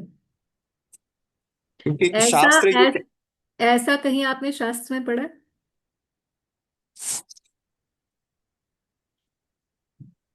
ये आपने सिर्फ सुना होगा, इसको पढ़ा हाँ, नहीं शायद है। मैंने सुना है ये, पढ़ा ये नहीं मैंने। हाँ, शिक्षा पढ़ा गुरु और नहीं। दीक्षा गुरु ये मैंने पढ़ा है कि वो दोनों सेम लेवल पर है। हाँ, ये बस तो इतना, मैंने पढ़ा है। इतना ही। सीसी में हाँ, कहीं नहीं लिखा, सीसी में कहीं नहीं लिखा कि एक दूसरे से उसका मत जो है ज्यादा वो है। Rather on the contrary, I can give you many examples. भक्ति विनोद ठाकुर जी, उनके दीक्षा गुरु कौन है? विपिन बिहारी गोस्वामी जी। हम्म, ठीक है। और उनके शिक्षा गुरु कौन है? जगन्नाथ दास बाबा जी महाराज। हम्म, जगन्नाथ दास बाबा जी महाराज ने बोला कि भगवान श्री चैतन्य महाप्रभु का जन्म स्थान यहाँ मायापुर में जहाँ आज है वहां है।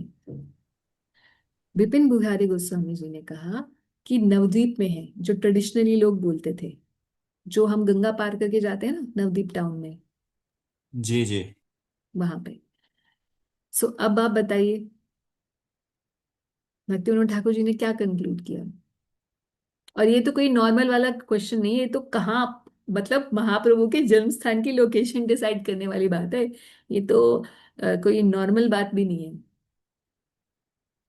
उन्होंने, मुझे लगता है कि उन्होंने प्राथमिकता दी वैष्णवों के उच्चतर एक्सपीरियंस को। And yeah, so according to the parampara, and then we have Shiksha parampara, not Diksha parampara. I am not going to say कि शिक्षा गुरु, अब आज से शिक्षा गुरु को ज्यादा मानने लग जाओ। That's not what I am नहीं, सेइंग। मगर जैसे कि हम जैसे, सॉरी माता जी, नहीं नहीं, कही आप पूरी बोलिए बात बोलिए कीजिए। बोलिए जरा। जैसे हम देखते हैं कि मैं नाम भूल गया, श्यामानंद प्रभु जी और उनके साथ में हम्म, एक और थे ना उनका, जिन्होंने जीव गोस्वामी जी से शिक्षा प्राप्त की थी। जी उनके जी गुरु, जी। दीक्षा गुरु अलग थे। हाँ जी। तो हृदय चैतन्य तो गोस्वामी थे शायद ना उनके दीक्षा गुरु। हाँ, तो उन्होंने अपने दीक्षा गुरु, से ज्यादा शिक्षा गुरु को आगे रख के उनसे शिक्षा प्राप्त की। तो नहीं, उसमें एक एक जगह पे ये भी आता है कि वो दीक्षा गुरु से लास्ट परमिशन ले रहे हैं, हम्म है ना। और जैसे हम कुछ और वैष्णवों का, जो बड़े श्रेष्ठ वैष्णव हैं, हम्म उनके मत को भी देखते हैं। हम्म हालांकि वो उनका मत मैंने कहीं उसको डीपली चेक नहीं किया जाके। अगर आप इस बारे में और कंफ्यूज होना चाहते हैं, आई मीन टू से और क्लैरिफिकेशन, क्योंकि बाकी लोग तो कंफ्यूज होंगे अगर हम इसको डिस्कस करेंगे तो। नहीं, हाँ ठीक है, उस पे जाने की भी नॉर्मली लोगों को आवश्यकता क्या नहीं है होता है प्रभु जी, क्योंकि वो इतना सोचते नहीं है। नॉर्मली भक्त लोग सोचते नहीं है, उन लोगों के लिए सिर्फ इतना ही इम्पोर्टेंट है। पहली बात तो वो गुरु की आज्ञा मानने के लिए उनके दिमाग में है ही नहीं। ठीक है। और गुरु की आज्ञा मांगने के बाद गुरु तत्व को समझने के लिए बात नहीं है। और अगर है भी तो एक इसी लेवल पे कि हाँ जी हमारे एक गुरु जी हैं, हम उन्होंने दीक्षा दी और हम भी मंत्र कर रहे हैं, हमारा हम अपना काम कर रहे हैं, वो हमें जीवन के अंत में हमें लेने आ जाएंगे और बस जी हो गया। दैट्स इट, यहीं तक का। इसके आगे ना उनका सोच विचार है, ना उस उनकी कैपेसिटी है, ना वो चलना चाहते हैं और ना वो समझना चाहते हैं। मगर अगर उससे आगे का डिस्कशन हम कर रहे हैं, जो आप और मैं कर रहे हैं, राइट। अगर अब आप इसमें और क्लैरिटी चाहते हैं ना Sarvagya Guru ji, I will suggest you and anyone else who wants, there are, आप यूट्यूब पे टाइप करिएगा शिक्षा गुरु एंड दीक्षा गुरु। यूट्यूब पे टाइप करिएगा, आपको लेक्चर सुनने हैं जो जीबीसी के चेयरपर्सन रहे हैं कई सालों तक, हिज होलीनेस भानु स्वामी महाराज। उनके लेक्चर्स हैं इस टॉपिक पे, ऊपर कोई 7-8 लेक्चर्स हैं। आप सुनिएगा तो आपको और बहुत क्लैरिटी मिलेगी कि आपने जो ये क्वेश्चन पूछा। और हम हमेशा से, मैं जानती हूँ ये हमारे दिल्ली इस्कॉन की ये एक प्रचार धारा रही है कई समय से, इसलिए आप दिल्ली के किसी भी भक्त से पूछेंगे कि दीक्षा गुरु और शिक्षा गुरु के आपस में मतभेद हो मतों में, तो हमें दीक्षा गुरु की ही बात वही प्रोमिनेंट है। ये बात हमें भक्ति के बचपन से सिखाई गई है। और मैं ये कहूंगी कि एक लेवल के भक्त के लिए यही सही है, क्योंकि वो उससे ज्यादा कुछ नहीं समझ सकता। वो इतना भी कर लेना तो भी बहुत बड़ी बात है। उसका रीजन ये है कि लोग शिक्षा गुरु किसको बना लेते हैं, ऐसे ही किसी भी काउंसलर को वो शिक्षा गुरु हाँ का वो टैग दे मतलब देते हैं। और फिर वो एक्चुअली बोलते हैं नहीं नहीं इसकी हमने हमने ये भी सुना है कि शिक्षा गुरु और दीक्षा गुरु बराबर हैं, एक राधा गोविंद का प्रतिनिधि है, एक राधा मदन मोहन का। अरे भैया, तुम्हें यही नहीं पता कि शिक्षा गुरु किसको बनाना चाहिए? तुमने देखा ही नहीं, तुम वो अरे उसमें गहरे भी किसी। शास्त्रों में लिखा हुआ है, वो भी हाँ, सिमिलर एज इट इज दीक्षा गुरु के लेवल का ही व्यक्ति या होगा। सो वो तो आपने बनाया नहीं, पहली बात है ना। सो कॉल्ड काउंसलर आगे जो आपको क्लासेस देते हैं, आपको आपके ग्रुप के लीडर हैं, उसको आपने टैग दे दिया शिक्षा गुरु का, और अब आप वो वाली फिलॉसफी जो है वो यहाँ लगा रहे हो शिक्षा गुरु पे। And now you will make blunder in your spiritual life. तो ऐसे लोगों के लिए तो यही बात बिल्कुल सही है कि भैया दीक्षा गुरु जो बोल रहे हैं वही मान लो। आपको एक एग्जांपल देती हूँ सबके लिए ये। एक भक्त थे, उनको मैं प्रचार करती थी बहुत शुरू में। एक he still a preacher, he is a good preacher now. तो वो उस समय अनमैरिड थे वो प्रभु जी।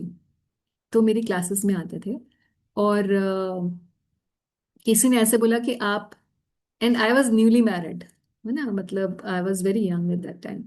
तो किसी ने बोला कि नहीं नहीं आपको जाना चाहिए माता जी की क्लास में आप क्यों जा रहे हो, जब इसमें यूथ फोरम में जाना चाहिए आपको।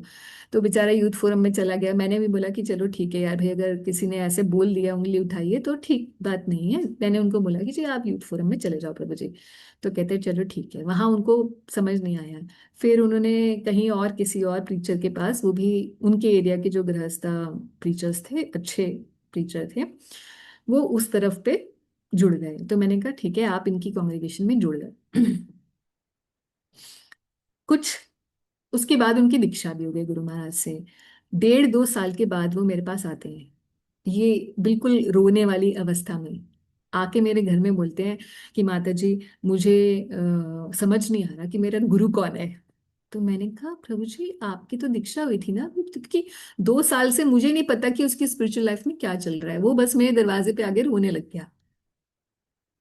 तो मैंने कहा आपकी तो दीक्षा हुई थी, मुझे पता चला था। तो कहते कि हाँ मगर मुझे ये बताया गया है हर जगह कि वो जो सो कॉल्ड प्रीचर्स जो हैं कांग्रेगेशन के, जो आज तक भी हैं उस कांग्रेगेशन के लीडर, बाय द वे, उन्होंने मुझे ये बताया है कि आपको जो भी काम करना है वो हमसे पूछ के करना है, क्योंकि हम आपके शिक्षा गुरु हैं, हमने आपको दीक्षा दिलवाई है गुरु महाराज से। तो अब मैं कंफ्यूज हूं कि मुझे गुरु महाराज की बात माननी है या इनकी बात माननी है। तो मैंने कहा ऐसा है भैया, मैं तुझे पूरा आंसर दे सकती हूँ, मगर तू अभी चल मेरे साथ और गुरु महाराज से ये क्वेश्चन पूछ। मैं उनको लेके गई गुरु महाराज के पास। मैं कमरे में नहीं थी, उन्होंने खुद जाके जो बात की गुरु महाराज से, और बाद में उन्होंने मुझसे बताया। क्या बोलते हैं कि मैंने गुरु महाराज के पास जाके एक क्वेश्चन पूछा, Maharaj I want to ask who is my spiritual master.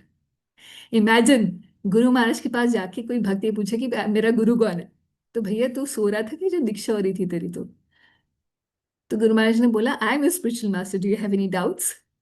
तो उस भक्त ने बोला, ये महाराज जी ऐसे ऐसे मुझे कांग्रेगेशन के जो हमारे शिक्षा गुरु हैं उन्होंने ऐसा बोला। तो गुरु महाराज ने अब पूरी फिलॉसफी फिर उन्होंने गुरु महाराज ने इस बात को बताया कि भाई ऐसे वो उस एरिया का प्रचारक है, इसका मतलब ये नहीं है कि वो तुम्हारा शिक्षा गुरु है। शिक्षा गुरु के तथ्य को, उस तत्व को समझो तो सही। हर किसी को शिक्षा गुरु का लेबल दे दोगे और फिर बोलोगे कि शिक्षा गुरु जो बोल रहा है वही हमें करना है। तो इस तरीके की जहां तक चल रही है ना, इतनी धांधली हो जाती है कई कई जगह पर। सब जगह ऐसा नहीं है, मगर कई कई जगह ऐसी धांधली भी है। तो इसलिए शास्त्रों को मोड़ना तोड़ना, समझ लेने के बाद अपने हिसाब से तोड़ मोड़ लेना, ये बहुत बड़ा अ, संकट भी होता है दूसरों की स्पिरिचुअल लाइफ के लिए। अपनी स्पिरिचुअल लाइफ तो उस भक्त की कुछ रह ही नहीं जाती जो इस तरीके से करता है दूसरों के साथ। तो जहां तक ये सब गड़बड़ हो रही है, वहां तक मुझे लगता है कि यही लोगों को, ऐसे लोगों को तो सिर्फ यही बताना चाहिए कि भैया गुरु महाराज के पास चले जाओ, अपने दीक्षा गुरु के पास, और वही तुम्हारे अल्टीमेट अथॉरिटी है। वहां तक तो नॉर्मल जनता के लिए ये आंसर बिल्कुल सही है। But if you want to go beyond that, जहाँ हमने श्रीनिवास ठाकुर के बारे में बोला, श्रीनिवास आचार्य के बारे में बोला, या हम भक्तिविनोद ठाकुर जी की बात कर रहे थे अभी, तो और अगर आपको रिफाइनमेंट चाहिए और अगर आपको डीपनेस चाहिए इस तथ्य में, तो आपको प्रॉपर पढ़ना पड़ेगा और प्रॉपर अथॉरिटीज से सुनना पड़ेगा। आप ये नहीं तो नॉर्मल लेवल तक यही सही सच है। नहीं, एक्चुअली मैं, यानी ये जो प्रश्न है ना, वो हम्म। प्रश्न इसलिए किया कि आज मैं एक पुस्तक पढ़ रहा था, उज्जवल हम्म। नीलमणि। हम्म। पुस्तक पढ़ रहा तो पुस्तक पढ़ते ही दो तीन मैंने श्लोक पढ़े और मुझे अपनी औकात थोड़ी नजर आई कि हम्म। मैं कहाँ पे हूँ। तो मैंने कहा भैया इसको बंद करो, अपने अधिकार पे पहुंचो पहले तो। करेक्ट करेक्ट, बिल्कुल सही। उज्जवल हाँ, नीलमणि अभी तो हाँ। हमारे तो लेवल। एक्चुअली में अब फिर ये चर्चा यहाँ पे आ रही है क्योंकि आदि लीला में ये चर्चाएं हैं। हाँ जी। तो हमने भी पहले इसको पढ़ा है। हम्म। तो अभी फिर यही चर्चा आ रही है। तो हम्म। मुझे याद आया कि मैंने भक्ति रसामृत सिंधु में क्या पढ़ा। जी। तो मुझे याद आया कि 56 या 57 60 के नियर अबाउट एक वो आता है कोट। हम्म। और उसमें जो स्पिरिचुअल मास्टर है, हम्म। उस उनके लिए कहा गया है कि अगर कोई उनको प्रामाणिक प्रतिनिधि को अगर भगवान के तुल्य होकर उनको सर्व करता है, हम्म। एज इट इज, वो भगवान काउंट को किया सेवा कर, जाएगा। तो महत सेवा की, वो तो भागवत में भी बहुत सारे हाँ, श्लोक है कि भगवान रादर, हाँ, उससे भी ज्यादा भगवान की सेवा से भी ज्यादा भगवान हाँ, भक्तों की सेवा हाँ, वो मानी गई है। भगवान शिव भी इसमें बोलते हैं। जी। हाँ, तो अब मैं उस तरफ ही आ रहा था अपने आप को लेके, क्योंकि हम्म। मुझे लगा कि मैं आगे जाने वालों में, मतलब वो मेरा लेवल नहीं है ना, जहाँ वहाँ और तक तो आपका अच्छा। प्रति जहाँ तक शिक्षा गुरु और दीक्षा गुरु वाला जो क्वेश्चन है, उसके लिए मैं आपको एक और बुक रिकमेंड करूंगी। There is a book by his holiness Shivarama Swami Maharaj. The book's name is Shiksha Guru. अगर और आपको पढ़ना है इस टॉपिक के बारे में, तो या तो भानु स्वामी महाराज के लेक्चर सुन लीजिए, या फिर ये शिक्षा गुरु नाम की एक छोटी सी पुस्तक है, मतलब ये होगी 150-200 पेज की, जो बाद में एनीवेज, तो मतलब ये वाली बुक भी आप रेफर कर सकते हैं। It is not for generally for everyone, but for very very serious understanding of this topic. Otherwise just leave it. अगर आप उनमें से हैं जो कंफ्यूज हो जाएंगे, जिनकी बेसिक फिलोसफी क्लियर नहीं है, तो भाई फिर मत पढ़िएगा, फिर गड़बड़ कर देंगे आप।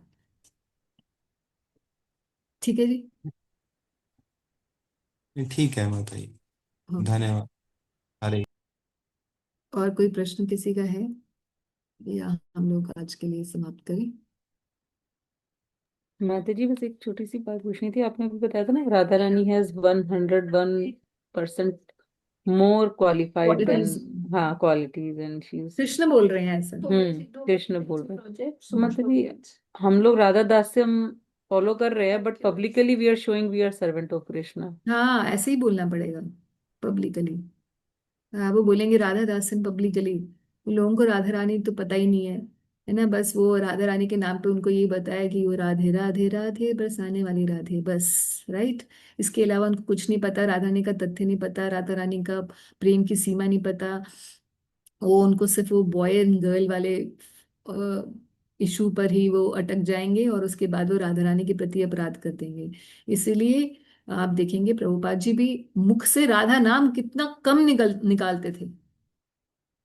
हमें क्यों महाप्रभु ने ऐसा, महाप्रभु एक छुपे हुए अवतार हैं और उन्होंने राधा रानी का नाम छुपा कर दिया है। हरे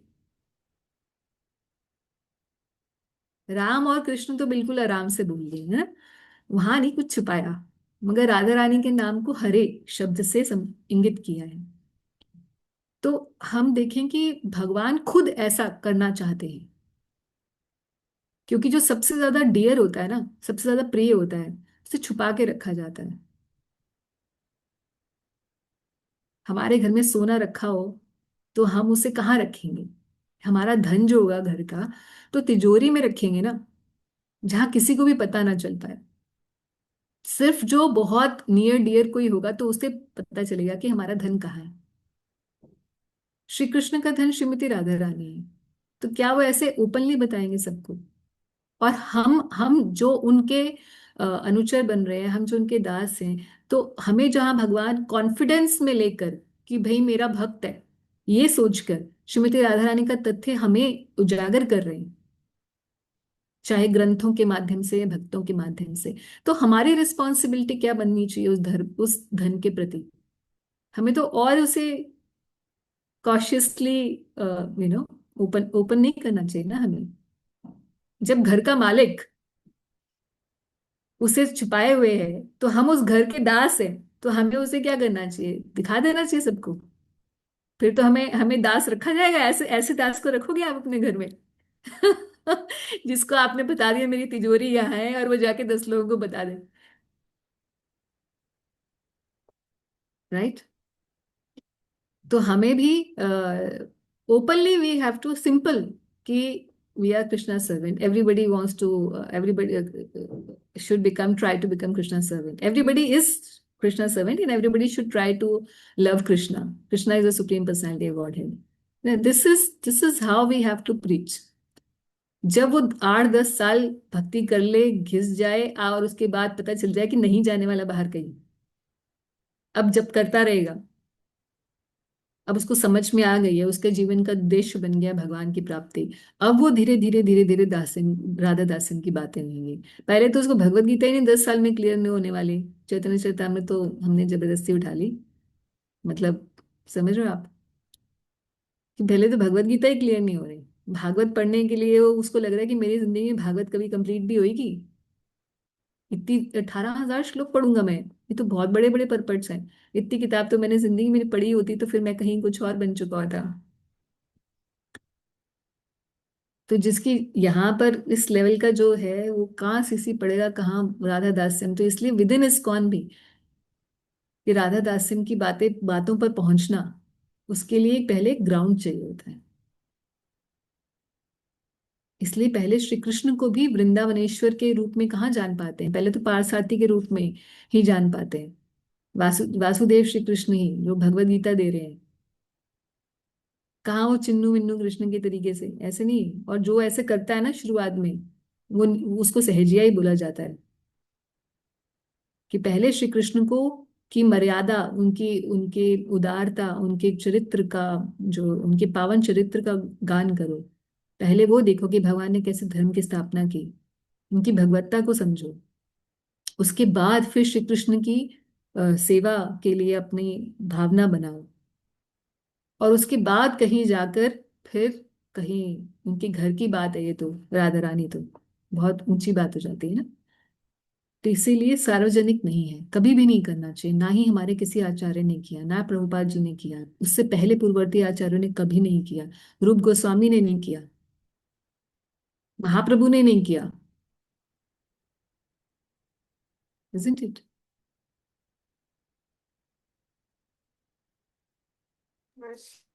थैंक यू माता जी। माता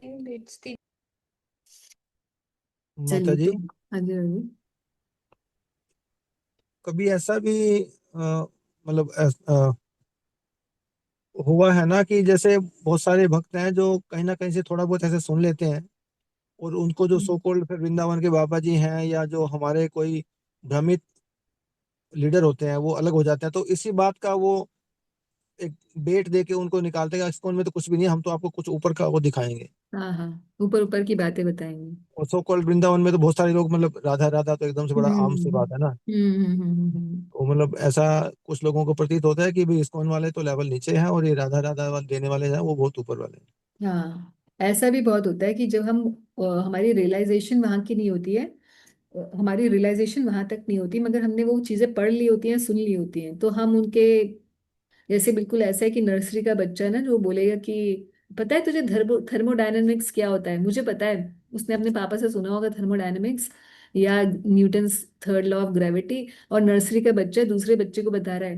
कि पता है तुझे क्या होता है न्यूटन्स थर्ड लॉ। अब पता उसे भी नहीं है कि क्या है, यस। नाक साफ करनी नहीं आती, मगर न्यूटन्स के थर्ड लॉ का वो जाके जताएगा कि मुझे कितना कुछ पता है, ज्ञान है। बिल्कुल वैसे ही होता है ये, सुन के आगे कहीं से या लेक्चर लेक्चर में सुन लिया और रियलाइजेशन कुछ है नहीं, जीरो है, और अनर्थों से भरा हुआ हृदय है, काम भावना से भरा हुआ हृदय है, और बातें हो रही है राधा रानी की, तो फिर क्या ही किया जा सकता है ना। ऐसे व्यक्ति अपराध करते हैं, इसीलिए पद्धति से चलना चाहिए, जो आचार्यों ने बताई है उस पद्धति से जब चलते हैं तो धीरे धीरे चित्त का मार्जन होता है, चेतो दर्पण मार्जन होएगा।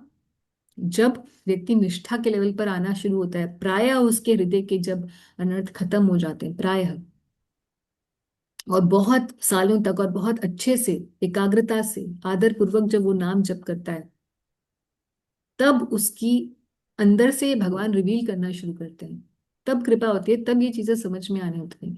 ये किसी ऐसा भी नहीं हो सकता कि बहुत किताबें पढ़ने से ये चीजें समझ में आ जाएगी, मैंने बहुत ग्रंथ पढ़ लिया मुझे पता है।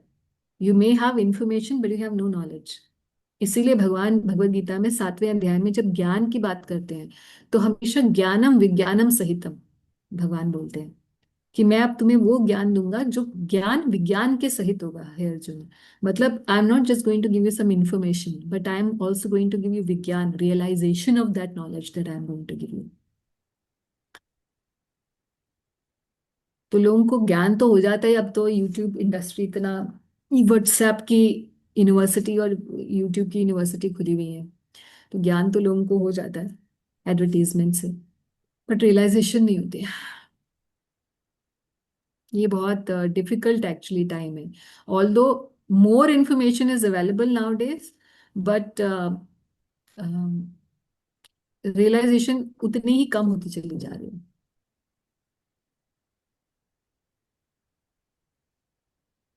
Anyways, ji if we go by the process that Prabhupada has told us, then only we can reach there.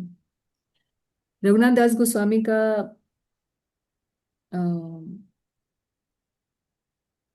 Raghunath दास गोस्वामी जो कि स्वयं मंजरी है श्रीमती राधा रानी की, है ना, और हर एक चैतन्य चरितामृत के लास्ट पेज पे क्या लिखा हुआ है, कविराज गोस्वामी बोल रहे हैं कि श्री रूप गोस्वामी और रघुनाथ दास गोस्वामी के चरणों को स्मरण करते हुए मैं ये कविराज गोस्वामी जो बोल रहे हैं कि मैं ये चैतन्य चरितामृत लिख रहा हूँ।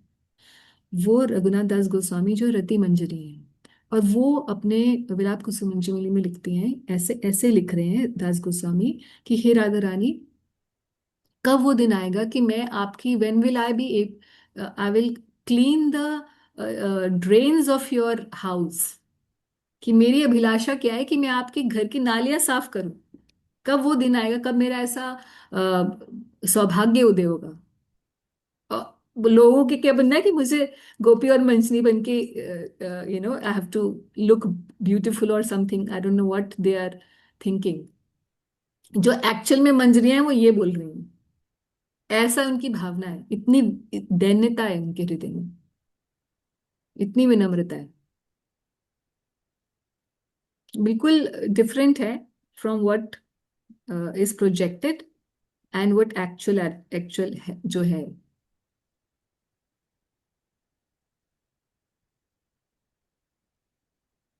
ठीक है, बस। ठीक है जी, यहीं पर हम लोग विराम देते हैं। अगली बार हम लोग 5वां अध्याय शुरू करेंगे, नित्यानंद प्रभु के ऊपर अध्याय है। And although the chapter is very long, but I will not go one by one, I will try to complete one chapter in one class, क्योंकि 200-300 प्यार होते हैं। इस चैप्टर को तो मैंने 3 क्लासेस दी, क्योंकि there are 3 desires of Mahaprabhu, so I wanted to give a lot of time also. इसमें बहुत सारे कॉन्सेप्ट्स थे, और वो जब तक हमें नहीं क्लियर होते तो फिर हमें महाप्रभु के आने का रियल पर्पस नहीं पता चल पाता। So that was the reason. But आगे के चैप्टर्स अगेन जैसे हमने पहले किए थे, हर एक चैप्टर को we try to cover in one one go. और नित्यानंद प्रभु का जो चैप्टर है वो थोड़ा सा ज्यादा आसान है, क्योंकि उसमें 3 विष्णुओं की चर्चा है जो भक्तों को अच्छे से रटे हुए हैं। नींद में भी किसी भक्त को पूछोगे कि कौन से 3 प्रकार से विष्णु हैं, 3 पुरुष अवतार कौन से हैं, तो इस्कॉन का भक्त टक टक टक टक सब बता देगा। सो इसीलिए we'll not be spending too much time on that, and we will cover in one go itself. ठीक है, so happy Ekadashi to all of you, and tomorrow we are all celebrating Makar Sankrant, so happy Makar Sankrant also। उत्तरायण शुरू हो रहा है।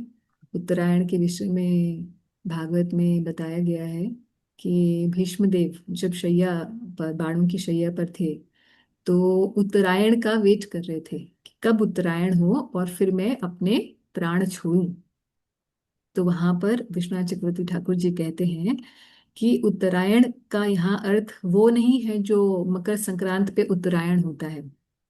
हालांकि timing वही थी, क्योंकि दिसंबर में मोक्षदा एकादशी आती है, तो मोक्षदा एकादशी के बाद 18 दिन युद्ध चला। उसके बाद वो बाणों की शैया पर रहे भीष्मदेव जी। उसके बाद उत्तरायण अब जनवरी में आ जाएगा ना, 15-14 जनवरी के आसपास हो गया। तो अब जो है वो उत्तरायण का वेट कर रहे थे कि उत्तरायण हो, क्योंकि आपने भगवत गीता में पढ़ा है कि जब योगी उत्तरायण के समय अपने शरीर छोड़ता है तो it he goes towards the light, he goes to the upper planets. And Bhishmadeva already knew all the philosophy. मगर कोई ऐसा ना सोचे कि वो एक योगी की तरह अपना शरीर छोड़ना चाहते थे। विश्वनाथ चक्रवर्ती ठाकुर जी कहते हैं कि उत्तरा आयन, जैसे नर आयन, नरों के आश्रय नारायण है, ऐसे ही उत्तरायण मतलब उत्तरा के आयन, जिनका आश्रय उत्तरा देवी ने ग्रहण किया। कौन है वो? श्री कृष्ण। श्री कृष्ण का आश्रय ग्रहण किया था उत्तरा जी ने, जब परीक्षित जी के ऊपर अश्वत्थामा ने वार किया था उनके गर्भ को क्षीण करने के लिए। तो उत्तरा जी भागी भागी श्री कृष्ण के पास गई, तो वो श्री कृष्ण जो उत्तरा के आश्रय बने, उन श्री कृष्ण का वेट कर रहे थे भीष्मदेव प्राण छोड़ने के लिए, कि कब श्री कृष्ण मुझे दर्शन देने यहाँ आए युद्ध स्थल में, और तब उनके दर्शन प्राप्त करके फिर मैं शरीर छोड़ूं। तो ऐसा उत्तरायण कल हो रहा है। तो हम भी सोचें कि केवल ऐसा ना उत्तरायण हो जो कि सूर्य की गति हो, कि भाई सूर्य अब मकर राशि में प्रवेश कर रहा है। हमारे लिए उत्तरायण का मतलब श्री कृष्ण का आना होना चाहिए। ठीक, तो इसी बात के साथ हम लोग समाप्त करते हैं। हरे कृष्णा। हरे माता जी कुछ कृष्ण। स्पेशल भी करना होता है क्या, मतलब मकर संक्रांति पे? हाँ, जो ऐसा लोकल कुछ। जो लोकल कस्टम्स हैं वो everybody follows that, follow that. लोग करते हैं एस्ट्रोलॉजिकली बहुत सारी जो उपाय होते हैं सूर्य को ठीक करने के लिए, but anyways the main important thing is get up early in the morning, chant your rounds. वो जो लोग बोलते हैं ना कि आज के दिन जरूर नहा के पहले सूर्य को, सूर्य का जल देना इत्यादि, ये तो खैर मुझे लगता है हिंदू कल्चर में है ही है, everybody is doing that. Even devotees are doing that, है ना। राधा रानी के वर्शिपेबल डीटी कौन है? Do you know who is the worshipable deity of Radha रानी?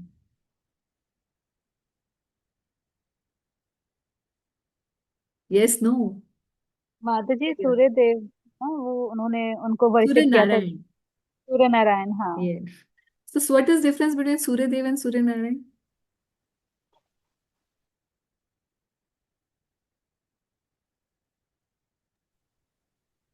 माता जी ऐसा है क्या, मतलब थोड़ा स्पेकुलेट करके बता रहे। अच्छा माँ जी, कोई डिफरेंस भी है क्या? नहीं, जब कृष्ण सूर्य देव, वो उनकी पूजा करती थी सूर्य देव के, कृष्णा प्रीस्ट बनकर आए थे, तो कृष्णा ही सूर्य नारायण बने थे शायद। नहीं नहीं नहीं नहीं, वो तो प्रीस्ट बने थे, उन्होंने तो पूजा करवाई थी सूर्य नारायण की। अच्छा,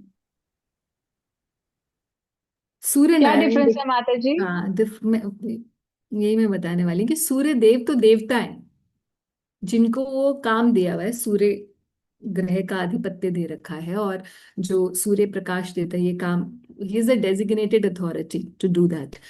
तो हर ग्रह के अंदर एक, जैसे हमारे शरीर में, मैं इस शरीर में जिसको आप देख रहे हैं, उसमें एक अमृता है, कोई एक आत्मा है ना, जो मैं हूँ अमृता, राइट, जिसको आप नहीं देख पा रहे, मैं भी नहीं देख पा रही हूँ, राइट। एक आत्मा है, मगर ये शरीर टिका कैसे हुआ है? उस आत्मा की वजह से नहीं, इस शरीर में जो परमात्मा है उसकी वजह से वो शरीर टिका हुआ है। जब परमात्मा इस शरीर को छोड़ के चले जाते हैं तो आत्मा भी यहाँ रह नहीं पाती है, और उसको हम मृत्यु कहते हैं। तो हर शरीर, हर लिंग का एक परमात्मा है जो उसका आधार है। ऐसे ही जो सूर्य है is again another body.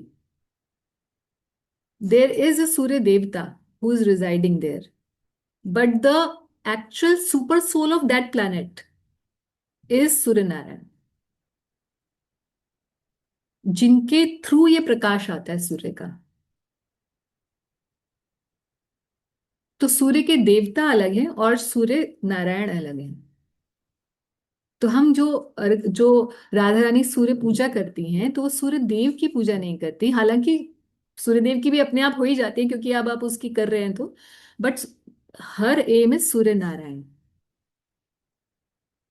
He is an expansion of Narayan only, and through Narayan only this whole cos, because भगवान नारायण का क्या काम है? As Vishnu he is maintainer of the world ना। How does he maintain the world? सबको खाना कहाँ से मिलता है? सूर्य की प्रकाश से मिलता है ना। सूर्य की ऊर्जा से पेड़ खाना बनाते हैं और हम उसे खाते हैं। सबको, सबका भरण पोषण कहाँ से हो रहा है? सूर्य से, पिता के रूप में है। तो Surya Narayan, he is doing the job of maintaining the entire universe. Okay. तो सूर्य नारायण की पूजा श्रीमती राधा रानी करती हैं। और एक अच्छा आपको बताती हूँ, बड़ी इंटरेस्टिंग बात। आपने भागवत पढ़ी है? तो भागवत में आप देखते हैं कि सूर्य नारायण की वर्शिप कौन करते थे? सत्राजीत। सत्राजीत को मणि मिली सूर्य नारायण से ना। वो मणि सामंतक मणि थी। अब ये सामंतक मणि थी कहाँ से ओरिजिनली? ब्रज में आप जानते हैं शंखचूड़ का वध किया था श्री कृष्ण ने। शंखचूड़ का वध याद है? नहीं याद? तो शंखचूड़ नाम का असुर था जो आया, और उस असुर ने गोपियों को चुराने की कोशिश की। तो श्री कृष्ण ने उसे मार दिया, उसका वध किया। उसके यहाँ थी एक मणि, उस मणि को उन्होंने निकाला, वो मणि थी सामंतक मणि। वो सामंतक मणि श्री कृष्ण ने बलराम जी को प्रेजेंट की एज गिफ्ट, और बलराम जी ने राधा रानी को गिफ्ट कर दी। तो ये मणि किसके पास पहुंच गई? श्रीमती राधा रानी के पास। श्रीमती राधा रानी ने, जब श्री कृष्ण द्वारका चले गए, अब ये this is from Goswami literature, so don't ask too many questions, just enjoy the lila, okay. जब श्री कृष्ण द्वारका चले गए तो श्रीमती राधा रानी अपने एक अंश से जमुना जी में प्रवेश कर जाती हैं, विरह में। और ये सामंतक मणि उन्हीं के साथ जाती है। जमुना जी उन्हें अपने पिताजी के लोक ले जाती हैं। कहाँ? सूर्य लोक। तो राधा रानी पहुंचती है, Surya Narayan is the worshipable deity, and she अपने फ्रेंड के पापा के घर पहुंच गई इन अ वे, राइट। तो वहां से, और उधर सत्राजीत उपासना कर रहे हैं सूर्यदेव की। तो सत्राजीत को वो जो मणि मिलती है सूर्य से, वो कहाँ कहाँ से मिली थी सूर्यदेव को? Through Shrimati Radha Rani. And then Satrajit gets the money, और फिर वो पूरा, आपको पता है, सब कांड शुरू होता है, राइट। और सत्राजीत की जो पुत्री है सत्यभामा जी, वो कौन है? श्रीमती राधा रानी का ही एक्सपेंशन। एंड देन ये मणि ही वो रीजन बनती है जिसकी वजह से सत्राजीत अपनी बेटी की शादी श्री कृष्ण से कराती है। So this is like a full circle of how Shrimati Radharani comes back to as a queen in Dwarka in the form of Satyabhama. है ना interesting? All pastime related to Surya Narayan. है ना? So with these pastimes, because we don't worship the Surya Dev and like that, we don't worship demigods, but we can still give अर्घ।